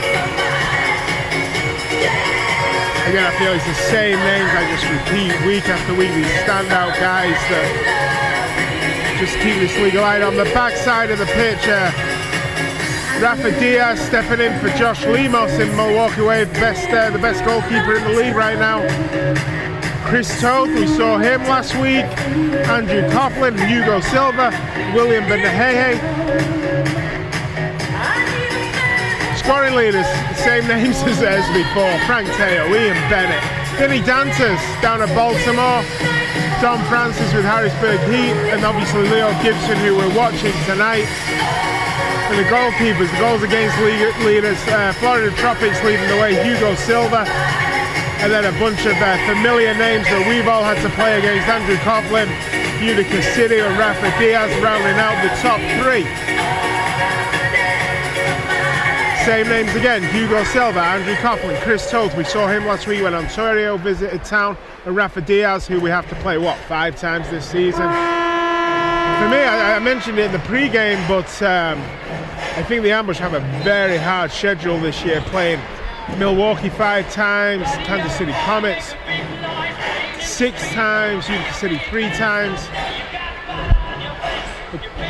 And credit to Rafa Diaz, Matt. You think about this entire league and the guys who have stepped forward, the guys who have had to come into new roles. I can't think of a better player in the league that has stepped forward and taken his chances like Rafa Diaz has this year. Absolutely, and I said it again in the pregame with regards to us and our injury woes and players coming in and making the most of their opportunities. But Rafa Diaz has grabbed his and ran with it.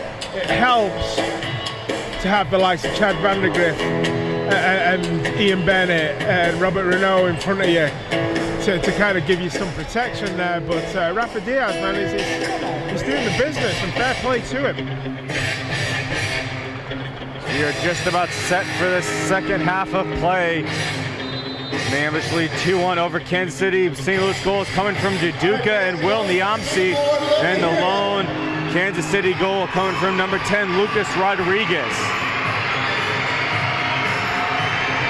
Those are the names on the scoring sheet, but for me, the player of the half was Stephen St. Louis. He took this game by the scruff of the neck. And that clearance goes high, wide, and handsome, and the KC Comets are going to get a restart here. Did that reach the upper tier of the stadium? No, well, your son Ewan's over there, and he started to reach over. Got me a bit nervous. He has found a hat, which he has not been wearing at all today. I don't know where he got that hat. Everybody clap your hands. But he is in a mood today. Why wouldn't you? What a great game to watch, and a great crowd on hand for this. Absolutely phenomenal so far. I don't think... and what a save by Paolo. Again, I was about to say that the drama hasn't finished, and Paolo stepped up there with a bit of his own. Neto plays it to some open field, stolen by Santos, trying to feed it up to St. Louis. Now JT in a race for it, going to touch it up in the air, and St. Louis is going to use that height to settle the ball and give it back to Santos. Stephen St. Louis has just been absolutely on his business today.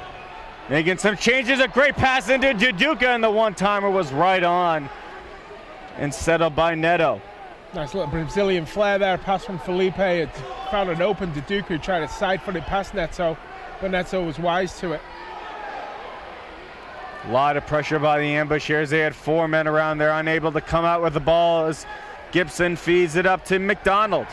McDonald, their shot didn't get all of that though, and as it went wide. Oh, Palmer a long boot, and that hits the apron of the boards and flies out of play. The Ambush a bit of luck and get the ball back. While we've got a lull in play here, one name I want to mention, and I wasn't able to say in the first half, but Greg Kranz, he's come into this, he's been in and out of the team a lot. You know, he's not really had a good run of games, but he's come into this team tonight and he's put in a heck of a shift for the first 32 minutes of this game, and he's not looked out of place at all. Long throw by Neto up, looking for Nacho, but Scharf gets the better of him in that foot race. Now Nacho gets it right back over to Solorio. Met immediately by Niamsi, and now St. Louis sparring with it with Gibson. On the boards.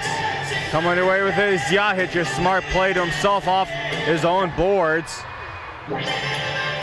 Paul had to come out of his box to play it to Scharf. And then Niamsi tried to keep moving it up the boards, but play him to fire there, and it goes out of play. Ambush fans need your the Ambush, we're kind of struggling there to get the ball away. Kansas City were piling on. St. Peter's is offering a 20% discount off your Mike Scharf had to absolutely peg it back there. He was in a foot race. I think it was with Adam James. Text for more information.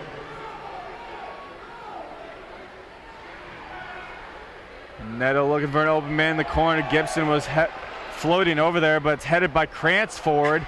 Now Mario Marcos getting under it. He bumps out with his chest and it goes out of play. Mark Glitton using his goalie skills, getting that catch right there. You never lose it, man. Oh no, it's like riding a bike. You know, he's smiling to himself. He knows he saw himself back there with a goalie jersey on and gloves for a minute there. Is looking at the St. Louis Ambush bench. Oitame is back out there. He has not obviously played the 3 minutes so far of this game, but it is promising to see him back on the bench. Yeah, I don't remember mentioning his name the entire second quarter, but here's Mario Marcos, and he just tried to get the ball to Duduka there. And there was nothing really a big play. Obviously, he didn't go down, but there was nothing that would distinctly point to a reason he would be heading off. As Gibson bumps into Paulo, and now Paulo, after having two calls go against him, just stares down the ref. It goes to Felipe. Paulo, bit of space, able to work it up to Lucas Almeida.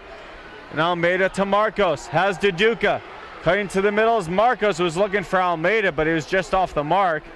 Now he finds Almeida.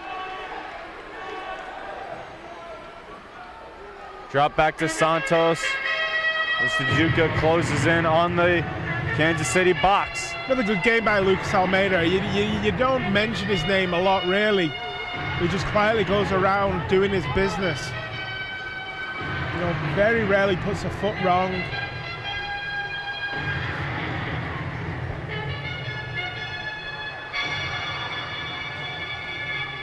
You know, Lucas Almeida, for me, one of the most consistent ambush players of the last 3-4 years. Neto headed it forward, a bit of a dangerous play at first, but now Nick McDonald found some open space. He breaks in on a 3-on-2 over to Stokic, and he just lifts that too high over Paulo as he's trying to hit the top corner. Yeah, he had to slow down a bit. I think the pass was a little too far behind. He had to slow down to make sure he had a connection to it, but there's a 3-on-2 chance there for a minute there for the Comets.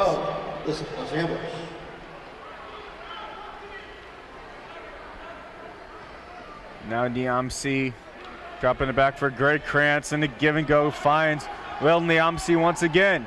Makes a couple head moves, and he's just constantly like wiggling, wobbling, and just completely changing up defenders constantly. You know, he doesn't look flustered when he's got 2 and 3 guys around him. He just seems to be able to find his way out of trouble. And when in a game like this, the indoor game where space is at a premium, it's a big talent to have to be able to know that you can get out of tight spaces.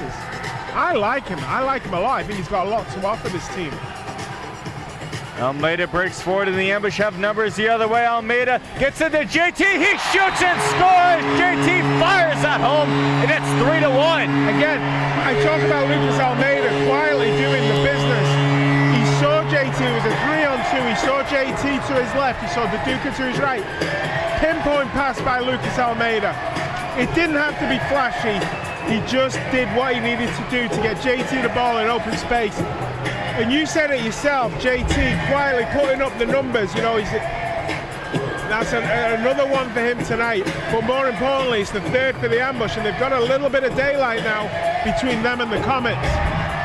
His 22nd on the season, 31st point on the year, team leading in both those categories. And Matt, you said during the break that next goal by either team is going to be a giant one to start this 3rd quarter. Yeah, I mean, it's a different game either way. If it's 2-2, we're all square, we're all level, back to square one. Now we've got 3-1, and there's a little bit of daylight now for the ambush. It means that the Comets are going to have to push forward. They're going to have to try and make something happen. They may leave themselves exposed to the back. And in the mood that St. Louis is in, you know, Duduka's having fun out there, and JT's finding his mark now. You know, you may fancy the ambush to go up and get a 4, but obviously, as soon as I say that, there's a guy like Leo Gibson on the other end of the field who's going to try and make something happen here for the Comets.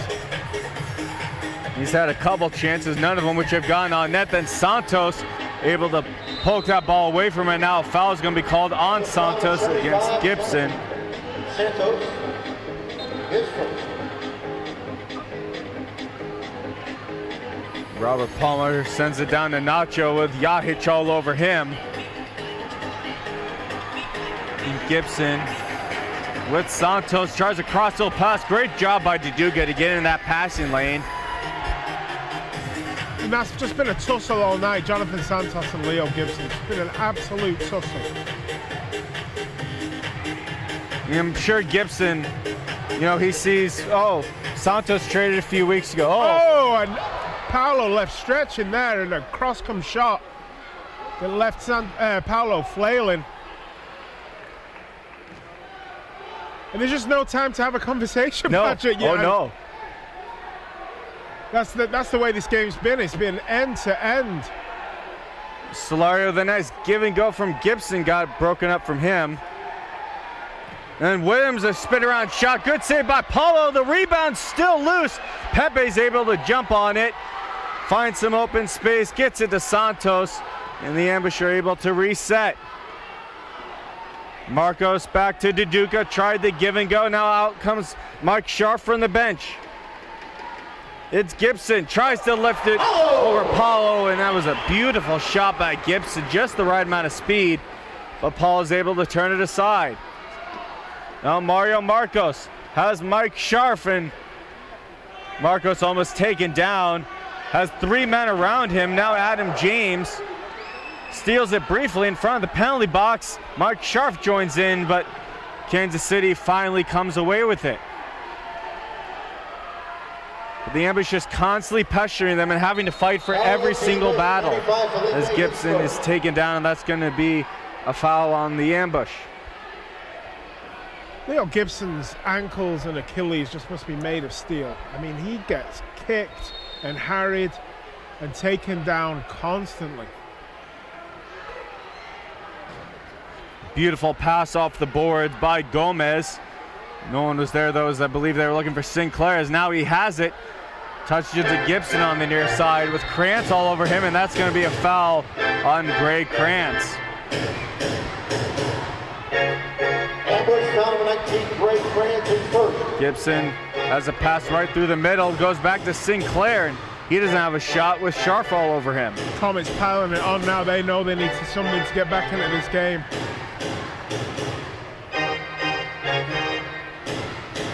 Williams with 2 ambush players around him gets it back to Sinclair, fed towards the middle for Rodriguez, who has the lone Comet goal today. Goes back to Gibson, it's stolen by Krantz, and he just knocks that back to their keeper. Relieves some pressure for the ambush, still unable to get a change. Now Felipe is going to come out for Will Niamsi. Also making his way out onto the field is Mirko Sandovari. And then down to Sinclair, tied up by Niamsi. And Mike Sharp, good clean pass, finds Marcos. He's tripped up, and Kyle Williams is going to get called the foul. A bit of a late whistle, but they do call it. Would have been a sharp turn by Marcos if he'd been managed to pull it off. That was on number 11, Kyle Williams, his first of the half. But the ambush can have a little breather here. Comets are really piling on there. Fortunate for the ambush that they get away, still holding this 3-1 lead. Trying to get Duduka off the glass. Couple headers back and forth between Stokic and Williams, and he slammed hard against the boards. I don't think that board was completely closed, or that door rather, and he hit it really hard. And that's going to be Santos getting the blue card. He pleads his case, but that's a pretty easy call for the referee. Look at the replay here.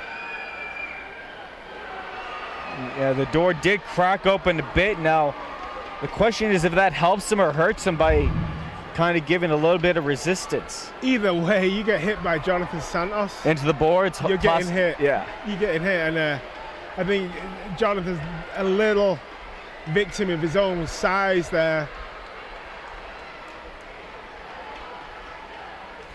You can almost see as they were both barreling down, 2 tall guys obviously, and they had a lot of speed, and you can almost tell there was a big collision about to happen.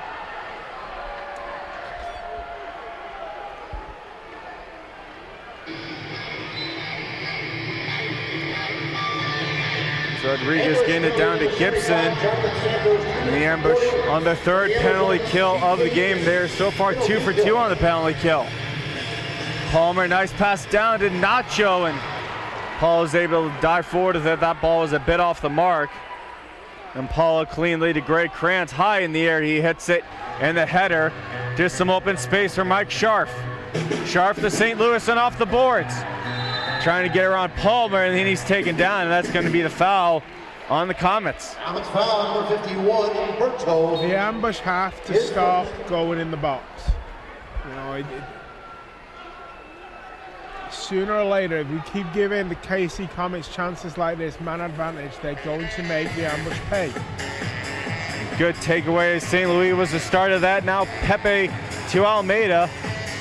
And an extremely veteran move by Almeida, just sent it all the way back. Absolutely Paolo being held there by his jersey and Kyle Williams being called for the foul. But yeah, you called it there with Almeida. He didn't force the shot, because if he'd have forced the shot and missed, it would have handed possession back to KC. It was more advantageous, keep the ball, keep possession, take time off the penalty.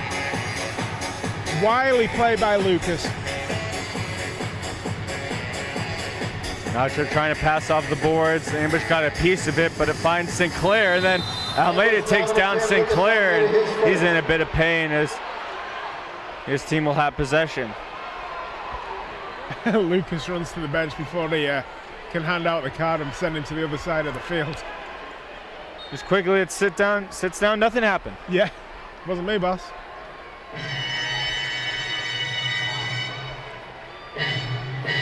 Palmer and Gibson going back and forth. Pressure by Krantz. He almost got a piece of that going over to Rodriguez. Now down to Nacho in the corner.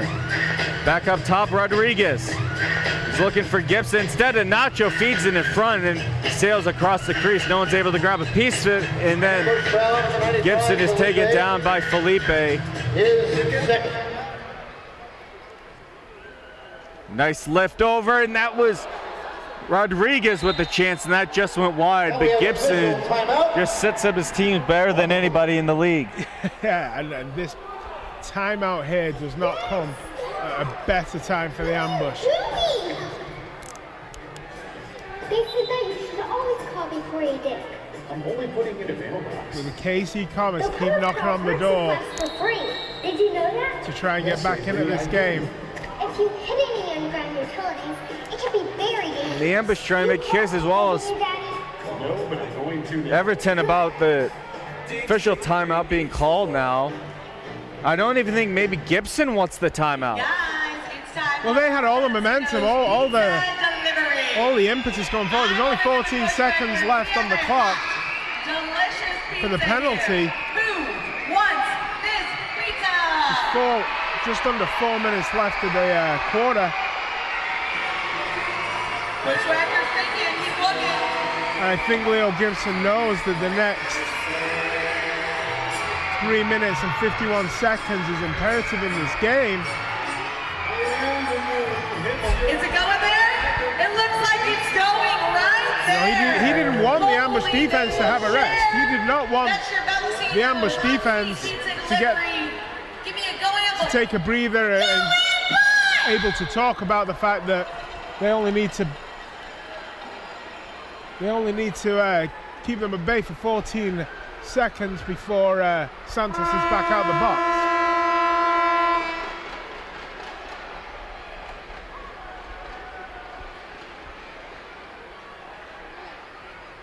Yeah, but just about to break their huddle. And both teams were arguing about it, but the official timeout seemed to be several minutes past due. About 7 minutes is when they seem to like to try and get it done. But it's just been constant in action, as you know. You know, if both teams are upset that you've made a call, then you've made the right call. Yeah. You know, both teams are arguing about it. And you know it favors nobody. Bar and Grill, located on Mid-River Mall Drive, across from Calvary Church. Now Kyle Williams will take the corner for Kansas City.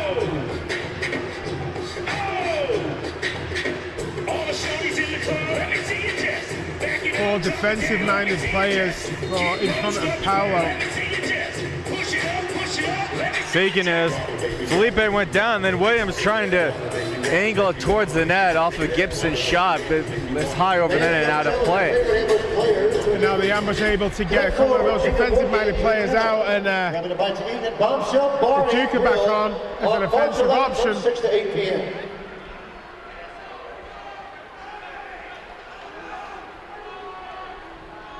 It's going to be headed by Sandovari to Nacho and then right back to Stokic. Good to see him back out on the field. You don't play as long as he does, though, without getting a little tough. It's also good to see Santos back out on the field because it means that the ambush have got away with another penalty here. Still cleared all the way down by Duduka to Neto. 3:15 left in the third quarter. Santos got a piece of it, but a great job to get that away from Gibson. As the ambush have done a great job of keeping him very quiet tonight.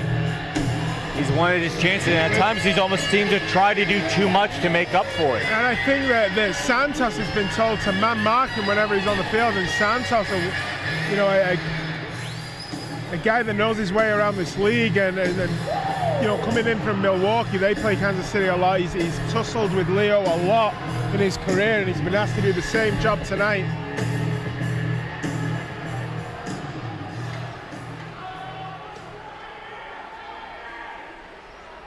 Santos going all the way back into his own end with it.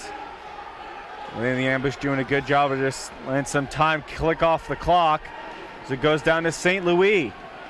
St. Louis in the corner, pressured by Nacho, and he gets that to the free man up top, Jonathan Santos.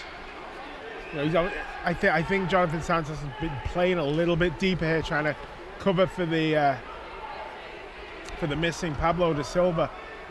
It really concerned me when I saw Pablo wasn't on the lineup tonight, because I think he's been one of the really quality veteran additions to this team.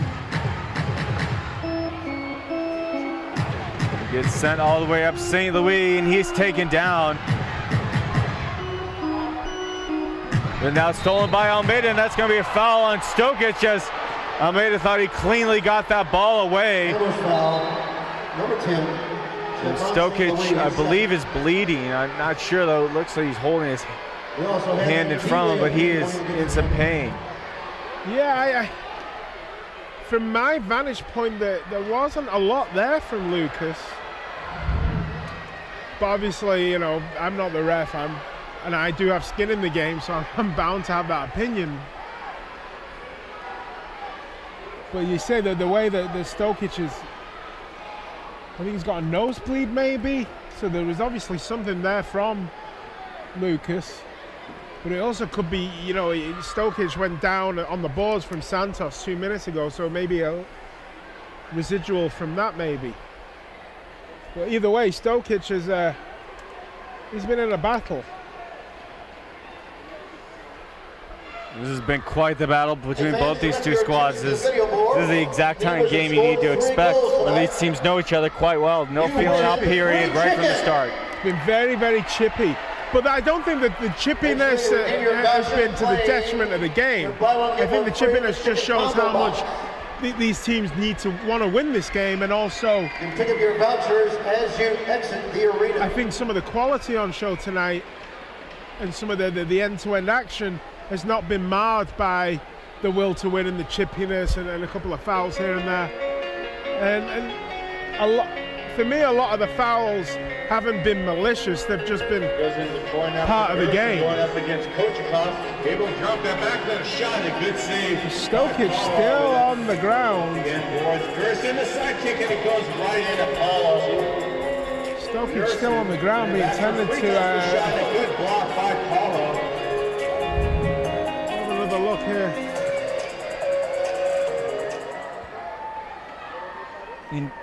You know, could he got him in the eye maybe even, because he immediately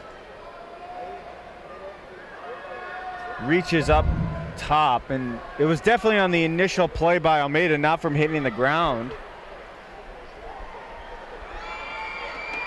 But you may be right, he is clutching his nose.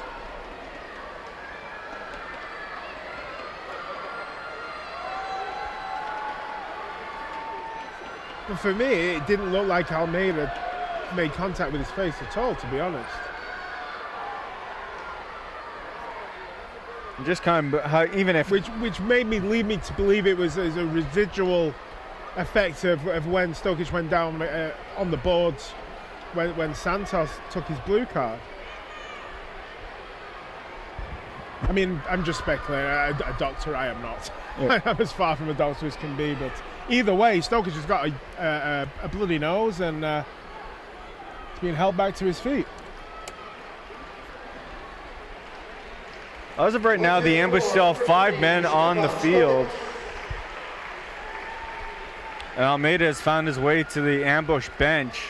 Yeah, it wasn't a blue card. I don't think it was a hands to the face issue. There was no, for me, it didn't look like Almeida made contact with him above the neckline at all. So it just seems to be a bizarre chain of events. You know, it's no consolation to Stokic, who's walking off holding the bridge of his nose.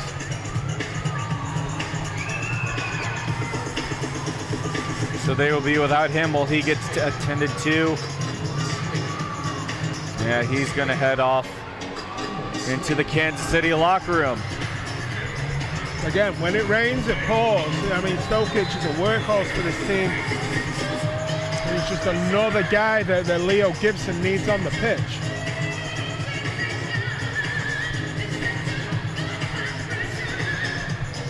Neto sending that forward, way off the mark from Gibson, but it bounced off the boards, almost back to him. Paul is able to grab it, heaves it up to St. Louis. St. Louis going up against Sinclair, pulls away from him, had a man in front, tried the shot that was blocked by Sinclair.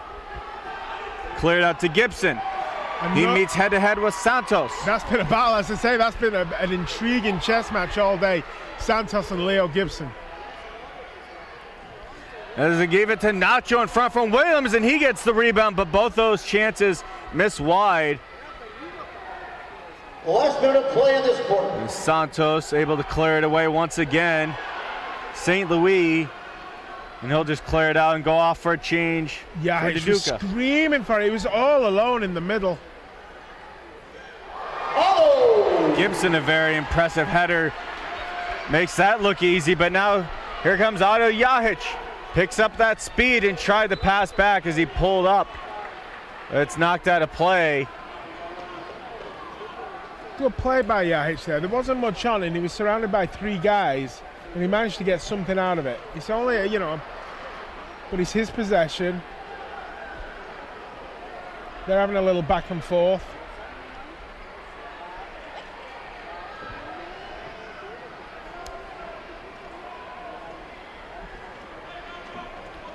Play cleared out on Kansas City. Felipe and Jahic. Felipe immediately to Duduka, and he got pushed, uses the momentum to get out. I don't know how that stayed in play, but just rings around the glass. Bit of luck there, and the Ambush have to race back all the way in their own end. Was it the shot by Scharf? And he took a shot, he kind of ringed around the glass and almost went in through default.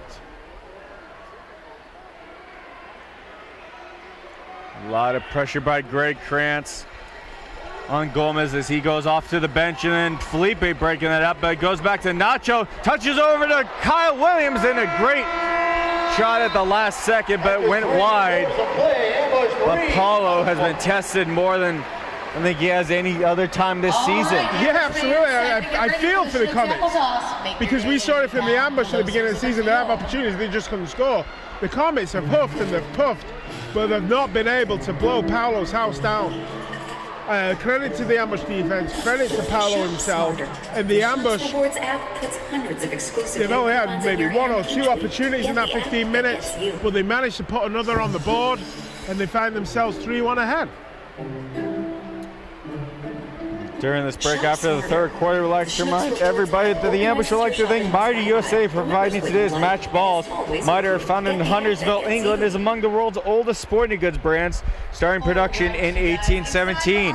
Mitre is a proud partner of Major Arena Soccer League, providing arena-specific match balls to both the MASL and MASL2. The MASL and Mitre share a long-term vision to see arena soccer grow in North America. Mitre's Astro Division ball is the official game ball for MASL League play. Mitre's Astro Division is designed specifically for play on artificial surfaces. It features a more accurate flight path than the average ball and has a 30% reduced bounce to make it play more efficiently in arena soccer. You can also watch MASL Prime Time, which is a new home for the best highlights, interviews, and action from the MASL each week. Catch the latest episode each week on MASL.com as Alex Bostchuk-Vansky hosts the 30-minute deep dive into the MASL. Make sure to catch every episode. Now, if you'd have said to Everton before the game, do you want to go into the last 15 minutes with a 3-1 lead? He'd have absolutely snapped your arm off. The Ambush have played well. The defense has been solid. They've taken opportunities. that have come their way, but I think he's going to be upset. They've got to stay out of the box. You know, they can't keep taking blue cards and expecting the Comets to squander the man advantage. 4, 3, 2. They can't expect Time to go pick the winner. the Comets to keep squandering chances as they have. You know, the Comets are getting opportunities, and Paolo's come up big. They're blocking shots, they're missing shots. Congratulations. But sooner or later, the Comets are going to find a breakthrough. The ambush can't let all the good work they've done in the first 45 go to waste. They have to hold it strong again for the next 15 for me. Sports Bar and Grill. And I'm kind of almost waiting for the game to swing. Is the ambush going to get a breakaway and score a fourth, or is the Comets going to pull it back? To me, the game's on a bit of a knife edge, and pioneered the fitness industry. Now we'll redefine. You know, the Comets are pouring forward, the power of service, and they're piling on the pressure. But again, that also leaves the back door open, and above all, the power. It makes you wonder if Yahic, that breakaway he had, you know, he coulda, woulda, shoulda. You know, because you get to 4-1 and 5 when the game's out of reach for the Comets, but they've got to still think, you know, 2 goals is nothing in the major arena soccer league. Let me see your muscle. Plenty of experience on that Kansas City team to get back into this game.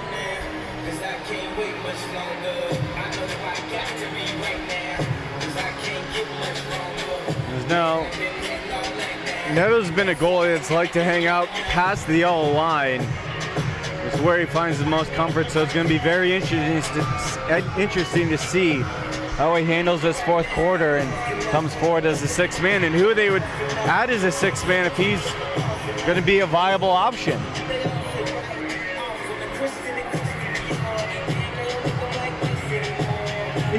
To be fair, though, it's also nice to be wondering who they're going to play as a sixth attacker if it gets to that. Because normally when we're watching Lucas Almeida or we're watching for Pablo.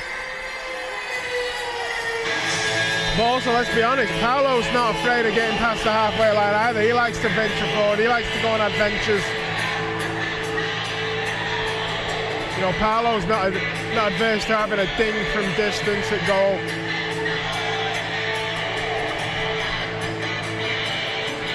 Neto does not have a goal on the year. He does have 1 assist, though. As Paul is able to grab that loose ball that rolled in his box. Santos, arcing shot forward, gets intercepted by Sandovari, and the shot taken by Rodriguez was turned aside by Almeida, and now it's going to be a race from it, but it's going to be Gibson who gets there first over JT. No calls. Gibson goes down hard to the turf.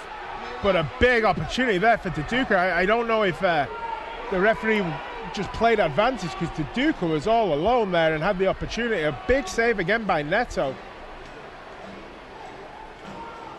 Williams to the outside, and a big save by Paulo. They had a man in front looking to maybe get a redirection. Now Palmer trying to send it off the boards, right back to himself. He shoots and scores. Palmer, what a rocket, short side, makes it 3-2. Sloppy pass by Yahic. Straight back to Gibson that led to that opportunity. And he knew as soon as the ball hit the back of the net, that goal was kind of on him. Of the season, scoreboard 51. But Palmer still had a lot to do, and he did not make a mistake at all. He plowed that past Paolo into the bottom of the net. At the Post Sports Bar next Sunday, 2 p.m. as we watch the ambush take on the Florida Tropics. Mario Marcos works up the boards. St. Louis wasn't able to grab it. Marcos pushes forward, and Sinclair was just carrying him forward. And then a handball going to be called on Greg Krantz as Sinclair tried to lift that into the ambush end. You got a feeling now that the Comets are kind of smelling some blood. Rodriguez pushes forward, then jumping up is Niamsi, though. Now it's a 2-on-1, Niamsi and Marcos. Will Niamsi moves in the shot, and a big save by Neto. Palmer grabs the rebound in the corner after stealing it from Will Niamsi. Errant pass gets stolen by Greg Krantz. Going back to that chance that Niamsi had, if I'm Mario Marcos, I'm furious. I'm furious he didn't just lay that pass square to Marcos.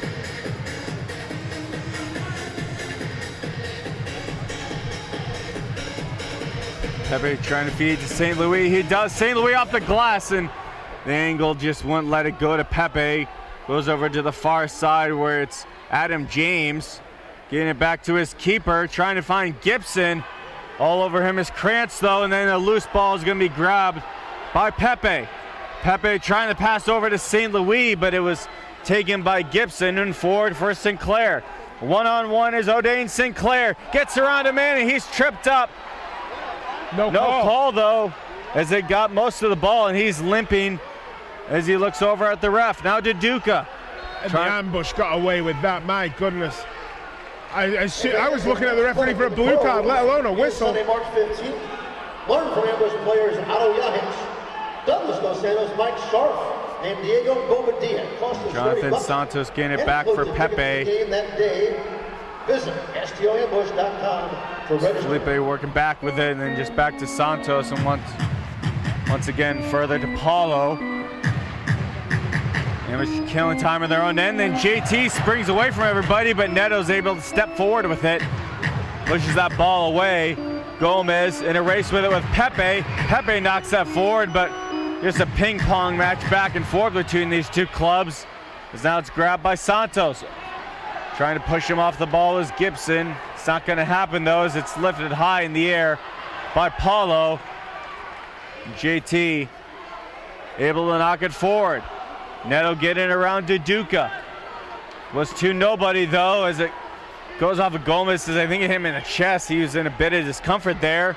But here comes Mike Scharf. Scharf takes a shot, and then the rebound by GT. It bounces, and once again another multi-goal game for Thomas, the breakout player of the year for the ambush.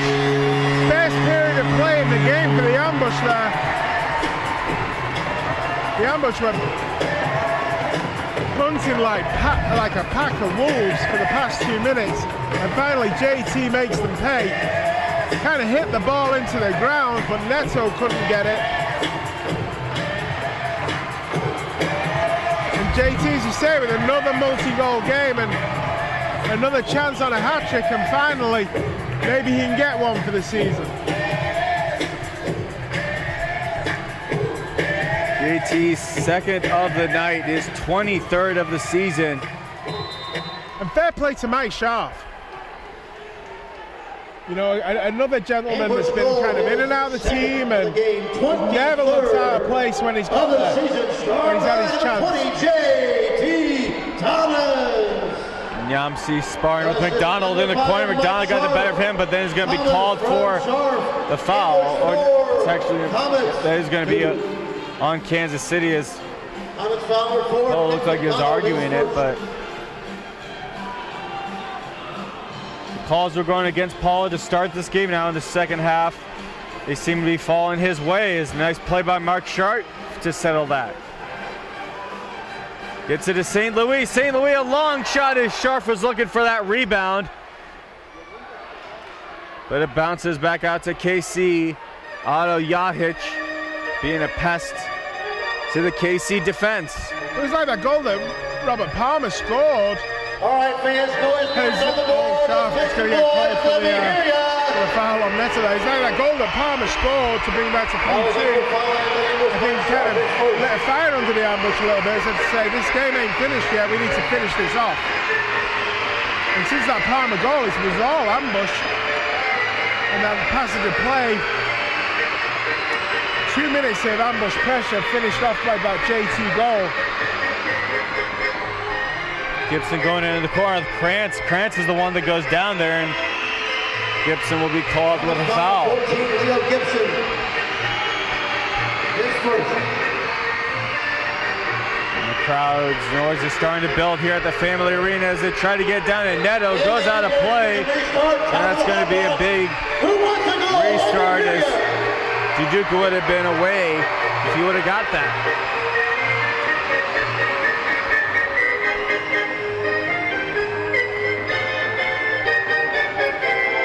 It'll be Almeida, Duduka, Pepe, Mike Scharf, and JT out there. Three-man wall set up for Kansas City. Duduka, hard shot, and that was tipped by Almeida after on the rebound, but it goes wide. Duduka almost losing his balance, able to regain his composure against Sinclair. Back for Paulo, and some just great ball moving by the ambush. Able to find a man. They have numbers. Here's Almeida. Try to get it over to Mike Sharp, but it'll go just to Duduka. That was some really nice passing there. One touch, pass and move stuff. But Pepe being smart here. They're in no rush. They've got a 2-goal lead. Come and get the ball. Draw them out. Almeida touching it, trying to find Mario Marcos, and some kicking back and forth, and it's going to be Kansas City ball. Let's go. Thomas Bottle 23, Nacho, his first. The Comets end up getting the foul. It goes into the corner where Palmer is able to box out for Neto, and then Marcos comes flying in over the keeper, Neto, and the two Brazilians exchange some words. No harm, no foul. Well, foul, but no harm done. Neto was lucky the foul was called against Marcos first, because Neto took the ball out of the box. But either way, we continue. Gibson looking in front, cuts to the middle, and then a shot or pass was taken, but goes across the box untouched. On the near side, Kansas City gets it back up top, Sinclair. O'Dane Sinclair didn't get all that pass, but Gibson races back to grab it.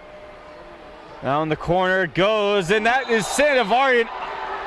Unreal shot. I don't know how that spin happens, but you just didn't get all of it. Ends up working out. Well, that just defies the laws of physics. It really does. There's no other way to describe that. I don't believe what I've just seen. Comets goal. In like the outside of his foot. Use the boards to spin the ball off the post, and how I can't. That defies the laws of physics. Stephen Hawkins could not describe what just happened there. Now he'll lie to you and say, "No, I meant to do that." Oh, of course he will. Really? Of course he will. And you know what? That was magnificent. Either way, if he meant it or not, that was magnificent. And that is, you have to imagine, going to be somewhere, if not on MSL Off the Wall, it will be somewhere on the sports website. You just don't get crazier than that, but you got to expect the unexpected in this game. We've seen some crazy goals here the last few years, but that's right up there.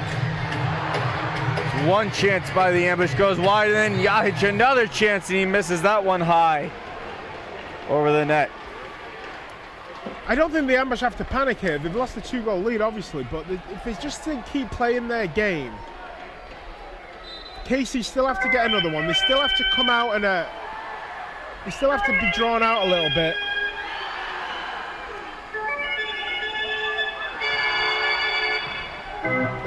As Palma tried to feed it off the boards for Adam James. Ambush able to steal that.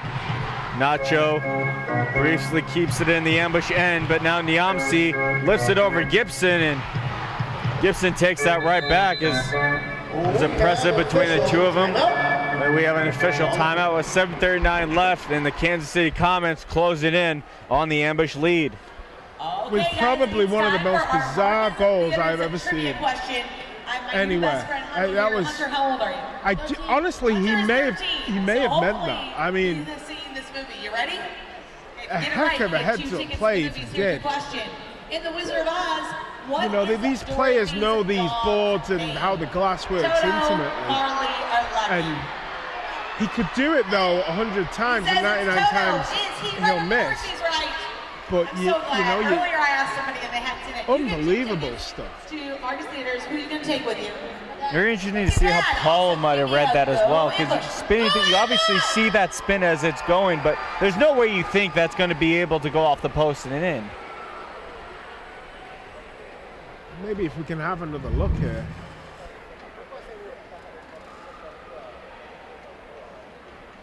I mean, did he take the spin off the apron as he boot? It's just. It's just. a lot of coincidences together. But once again, as you said, maybe he was trying to do something along those lines. But the ambush now, as you said, Kansas City at the beginning of that third quarter, into that half quarter, the middle of the quarter especially, they really kicked up that pressure, and it paid off for them. Yeah, absolutely. I think they were playing. The Kansas City Comets were plowing forward at 3-1 down. They got it back to 3-2, and then the ambush picked up the pace to get a fourth. You know, this game has been so back and forth. It's ebbed and flowed either way. And now it's the ambush again that they're going to have to either hold on or try and plow forward and get a fifth to renew that 2-goal advantage.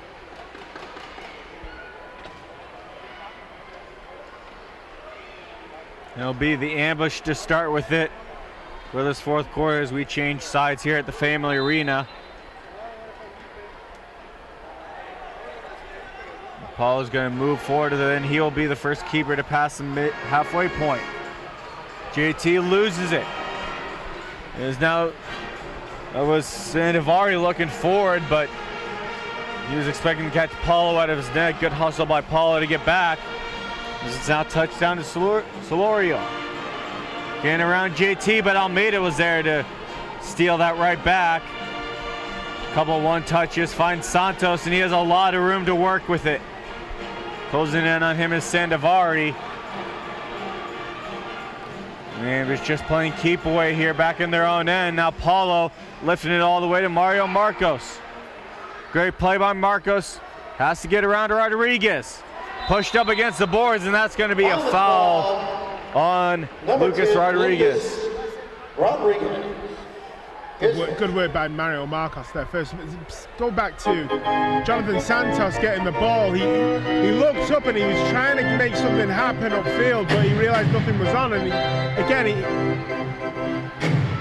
the amateur got the lead. He doesn't have to force anything. He just turned around, passed it back to Paolo, kept possession.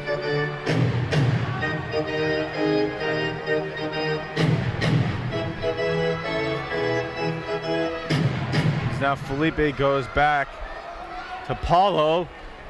Nice play to try and find Marcos. He had a scoring chance. That was blocked by Adam James's foot. Now James touches it back to Sandovari. Santos able to stop that pass from reaching Williams, and Williams steps forward and is able to grab it right back. Williams down the left wing, takes a shot, looking for the far side, and just barely missed off the mark. Now Gibson a long boot, that goes wide, and another chance, and that once again gets deflected just wide by an ambush defender, and now we have a player down. As I did hear the boards hit pretty hard as Williams is in a lot of pain up against the net. Paolo's down.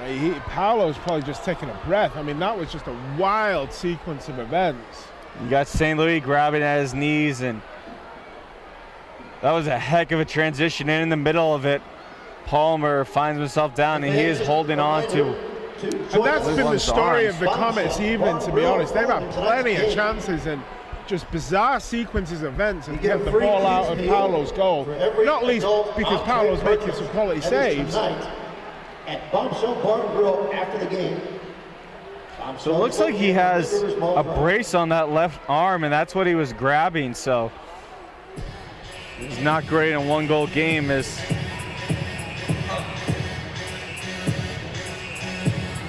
I've not seen Stokic either on the bench or playing. You have to imagine it could have been a bit worse than just a bloody nose, maybe.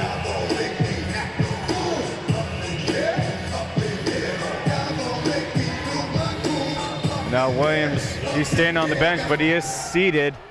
As Gibson gives it down, a long shot taken, a one-timer by Rodriguez, misses everything.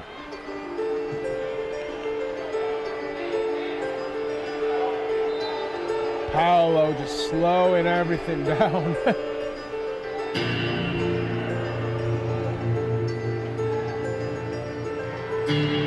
The ambush have to quickly play keep away. They are able to find Yahic, and he was trying to feed it up to Almeida, but it goes out of play into the ambush bench.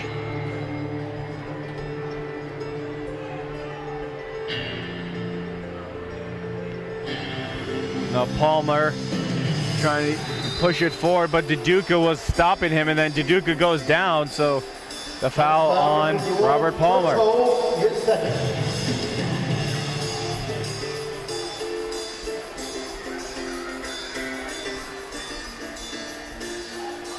Mike Sharp lifting it high in the air. Nacho able to head it forward, and then headed right back by Santos.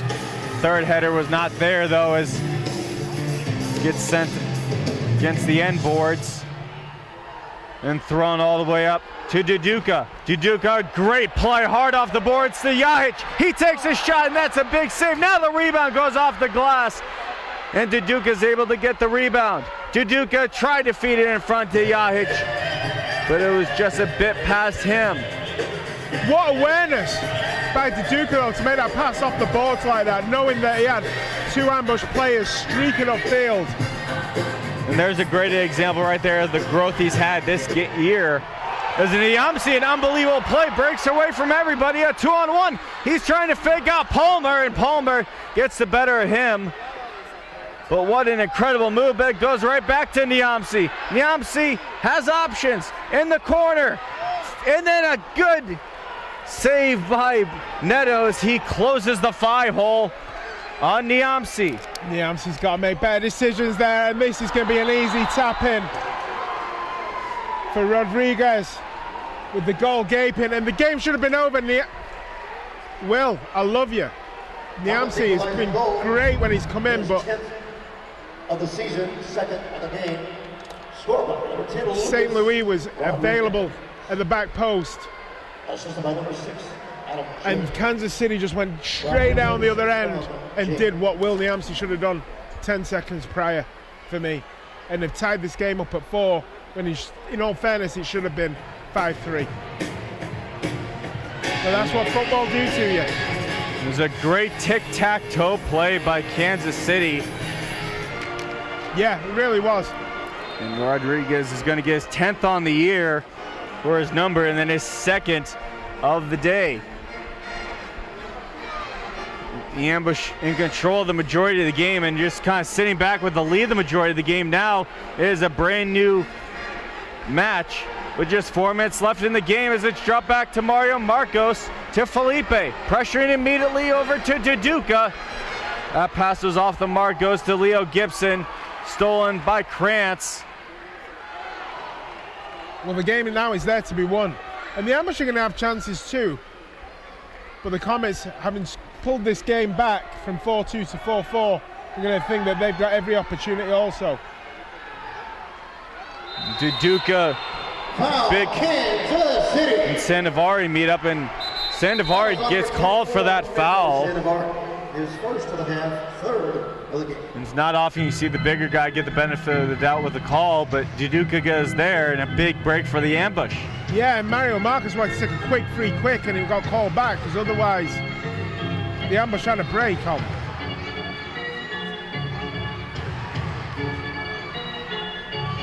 It's going to be a 50-50 ball. Sinclair is going to beat St. Louis to it. And with 3.5 left, it's back for Nacho. Sent all the way forward. Niamsi able to deflect that ball, but it goes out of play. I think KC are going to get a restart here from the top of the box. The ambush make wholesale changes. And Kansas City just making one as Kyle Williams just got a quick tape up of his arm on his left hand, and he's good to go. As now Gibson touches it over the shot. Big save by Paulo. He closes his feet and is able to quickly push that forward. It's 3-on-3 the other way now. 3-on-1 Santos. Who's he going to use? He shoots himself. He scores! Jonathan Santos. Come on! Well, he had options. He had options, but it was like Moses in the Red Sea. It just parted all in front of him. And he was able to just roof it past Neto.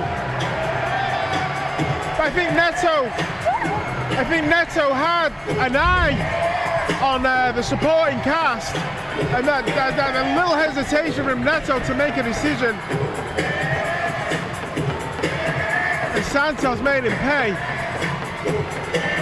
I think everyone expected Santos to square it to someone else, and Santos just was able to go all the way and plow it into the back of the net.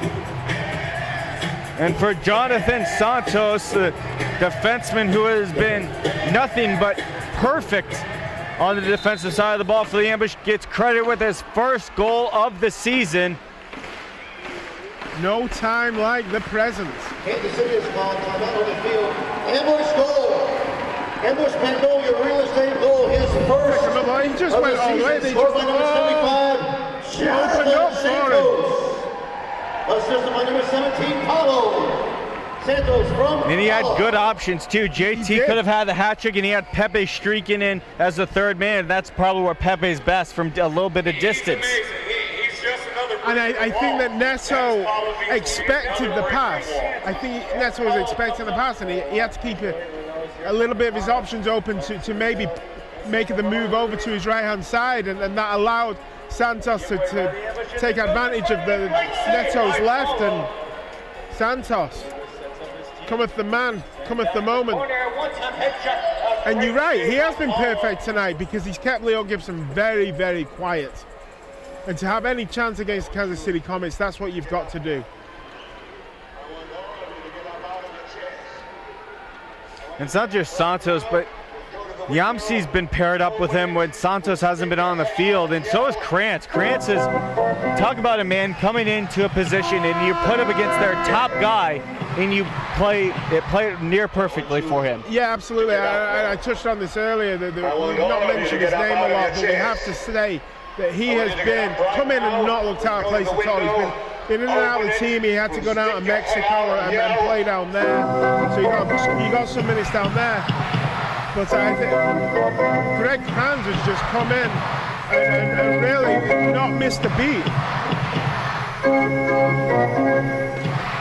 As Nicolau Neto has headed to the bench for the extra attacker, and the extra attacker is the man who's got 2 goals for Kansas City tonight, Lucas Rodriguez.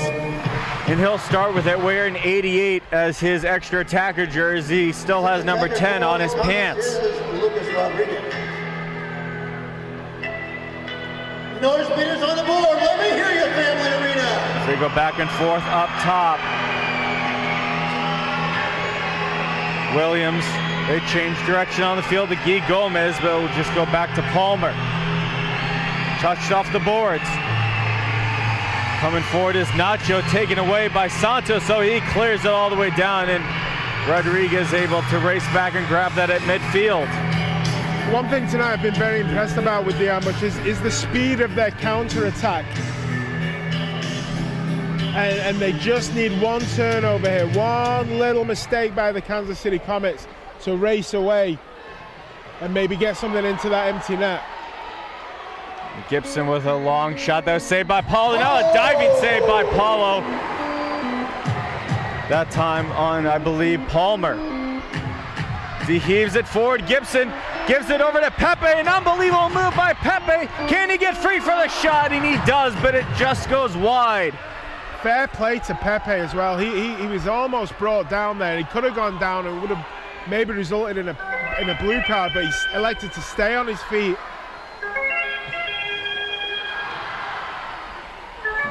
Trying the cross-field passes Kansas City. Mike Scharf gets a header on it. Felipe all over Palmer. Now the 6th attacker, Rodriguez. 80 seconds left in this game. Ambush lead by 1 off this second goal of the night by JT, as Gibson with a shot goes off the boards, and Paul is able to turn that aside. Good play off the boards by Felipe to send that ball forward, and then it goes out of play, and they're going to call that out on Mike Scharf.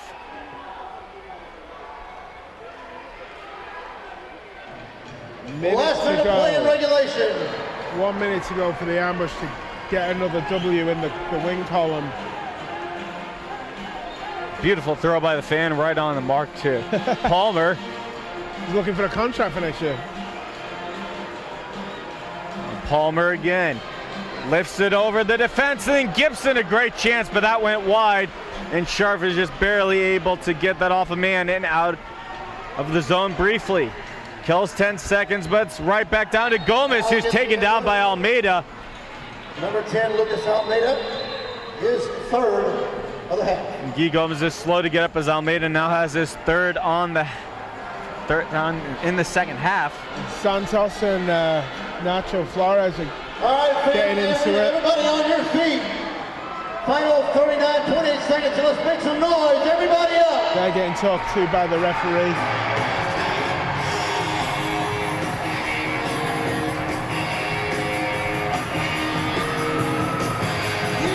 Quickly break that up.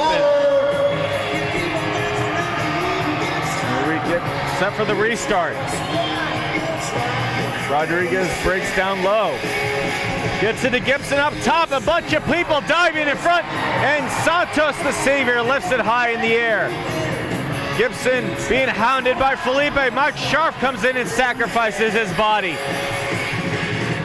Kansas City drop back to Kyle Williams, over to Gibson, back to Williams, and the shot that he would have loved to get more of. And Paul is just going to heave that as far as he can forward with 14 seconds left. JT touches it and stays in play. Have to race forward, it's 7 seconds left, but JT keeps him down low. Here comes Rodriguez, 2 seconds off. One, the long shot goes wide, and the ambush, hold on, great late goal by Santos, wins it 5-4. Another goal victory by the St. Louis ambush. Takes the record to 9-11. The most this team's ever won since the reincarnation is 10 games. That was last year. I thought last year was an excellent season. If they can better that this year, for me, playoffs or not, will make another success of this season. Really excellent game. Played in no part by the KC Comets, who contributed plenty and scored one of the strangest goals I've ever seen in a football game. You know, an excellent performance. I think the Kansas City Comets will kind of look back and go, how did we not score more goals? It's just one of them games for them. You know, they of the game will be announced here in just a minute. They huffed and puffed, and as I said, they just couldn't blow Paolo's goal down. But the ambush, their counter-attacking was on point, their passing was on point, their finishing was on point. They could have had more themselves. You know, I look back at Wilny Amsi and his breakaway. Ado Yahic, he had a breakaway. They could have put the Comets to the sword themselves. All right, fans, but that's not the ambush way. The ambush way is winning close, 1-goal games this season, and they do it again tonight. The third stop scoring 2 goals. Excellent performance, especially in the first half by Stephen St. Louis. The game's number 2 star. Really good performance by him. The game-winning goal, number 75, Jonathan Santos. And tonight's number 1 Tacano star of the game. He played phenomenal in goal for the ambush with 1 assist, number 17, Paulo. Some stars of the game are JT Thomas, number 3. Jonathan Santos again, scored the winning goal. They've given the first star of the game to Paulo. Again, for me, honourable mention for Stephen St. Louis. But we're going to go down to Angela Sharp. She's got former ambush player O'Dane Sinclair. Angela. All right, I'm down here with O'Dane from the KC Comets. Now, you have the privilege of playing. You had played with the ambush previously, now with your KC Comets. What can you tell us about this rivalry, being so close together and your fans can travel back and forth? Well, given that we're the closest team together, it's a good rivalry to have, you know. It's just down I-70. And it's been a rivalry lately, like the last 3 seasons. The ambush have gotten a lot better, and it's very competitive. As you can see, last year, I think they got more wins than us. But normally, KC normally dominated previously before, but St. Louis is doing a good job bringing in good players and making it competitive. Yeah, so you guys have, today's game marks the 5th game you've played in the ambush this season. They have 3 wins. You have 2, another markup down the line. What are you guys going to do? I know you guys are on a 3-game losing skid here. What are you going to do to pick your team back up? We just got to take it 1 game at a time. You know, this season, we suffer a lot of injuries. Even today, I was playing through an injury. So that's, if we could get healthy, I think we'll be fine. Well, good luck to you. Thank you very much.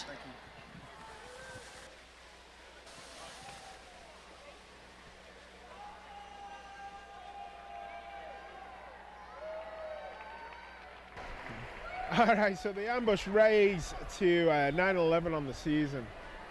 All right, I'm down here with your #1 star of the game. I hear your fan section over here cheering for you. I think all the ambush fans are your fan section. How good does that feel to have all these fans supporting you? Yes, I feel really, really good. I'm happy. Was a hard season against KC. Again, it's a hard, tough game. And I'm glad you could win and make all the fans happy as well. Well, we love seeing you out there now. Earlier in the game, I could see you were moving players around and getting kind of, but you guys calmed down a lot of attack there towards the half, and then, of course, through the end. What did you guys do to kind of keep it together? It's an intense game. Sometimes we have a hot head. I don't think it's correct. Sorry about No, that's right. Hard head is right. Yes, yeah. But it's just about a couple seconds. After that, you have to think about soccer, keep playing, doing your job, all the best. And Jonathan was really, really happy in his finish, and he scored for us and bring the win for us. I love it. Well, what do you think about all these ambush fans here today? I love my fans. I love ambush fans. I'm glad to be part of that family. So thank you. Thanks so much for coming, for cheering for us. I love you guys. Oh, we love that very much. And how are you going to keep the team on this now new winning streak we've got? Game 1. Yes, always, every single game you come to win. We know it's really hard. MSL is, every single team is really, really good. So we have, I think, 2 more home games. And our focus is that you come to win by our fans, by you, by Shelly, by Everton, for our honor as well, our name, our family, our ambush family. I love that. Everybody, let's hear it for your #1 star of the game, Malo.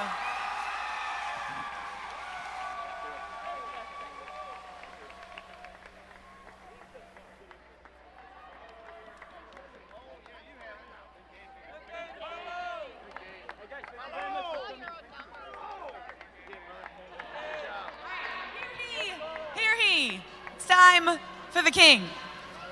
All right, guys, after a great game tonight, watching everybody in the field fight and work hard, this guy worked extremely hard, and the king knows a guy that spent some time with Mr. Mike Scharf over the summer. This man is dedicated to this team and this community, and he shows it every day in practice, and now he got a chance to come out here in front of the home crowd and show everybody what St. Louis is all about. It's all about the hard work. So your Tropa J Elite, People's Champion, Mike Scharf. What do you think, Mike? Amazing game. The effort by the guys was top notch, and we did what we had to do to pull it out in the end. So it was amazing. I love it. Well, you wear your belt proudly, okay? Thank you very much.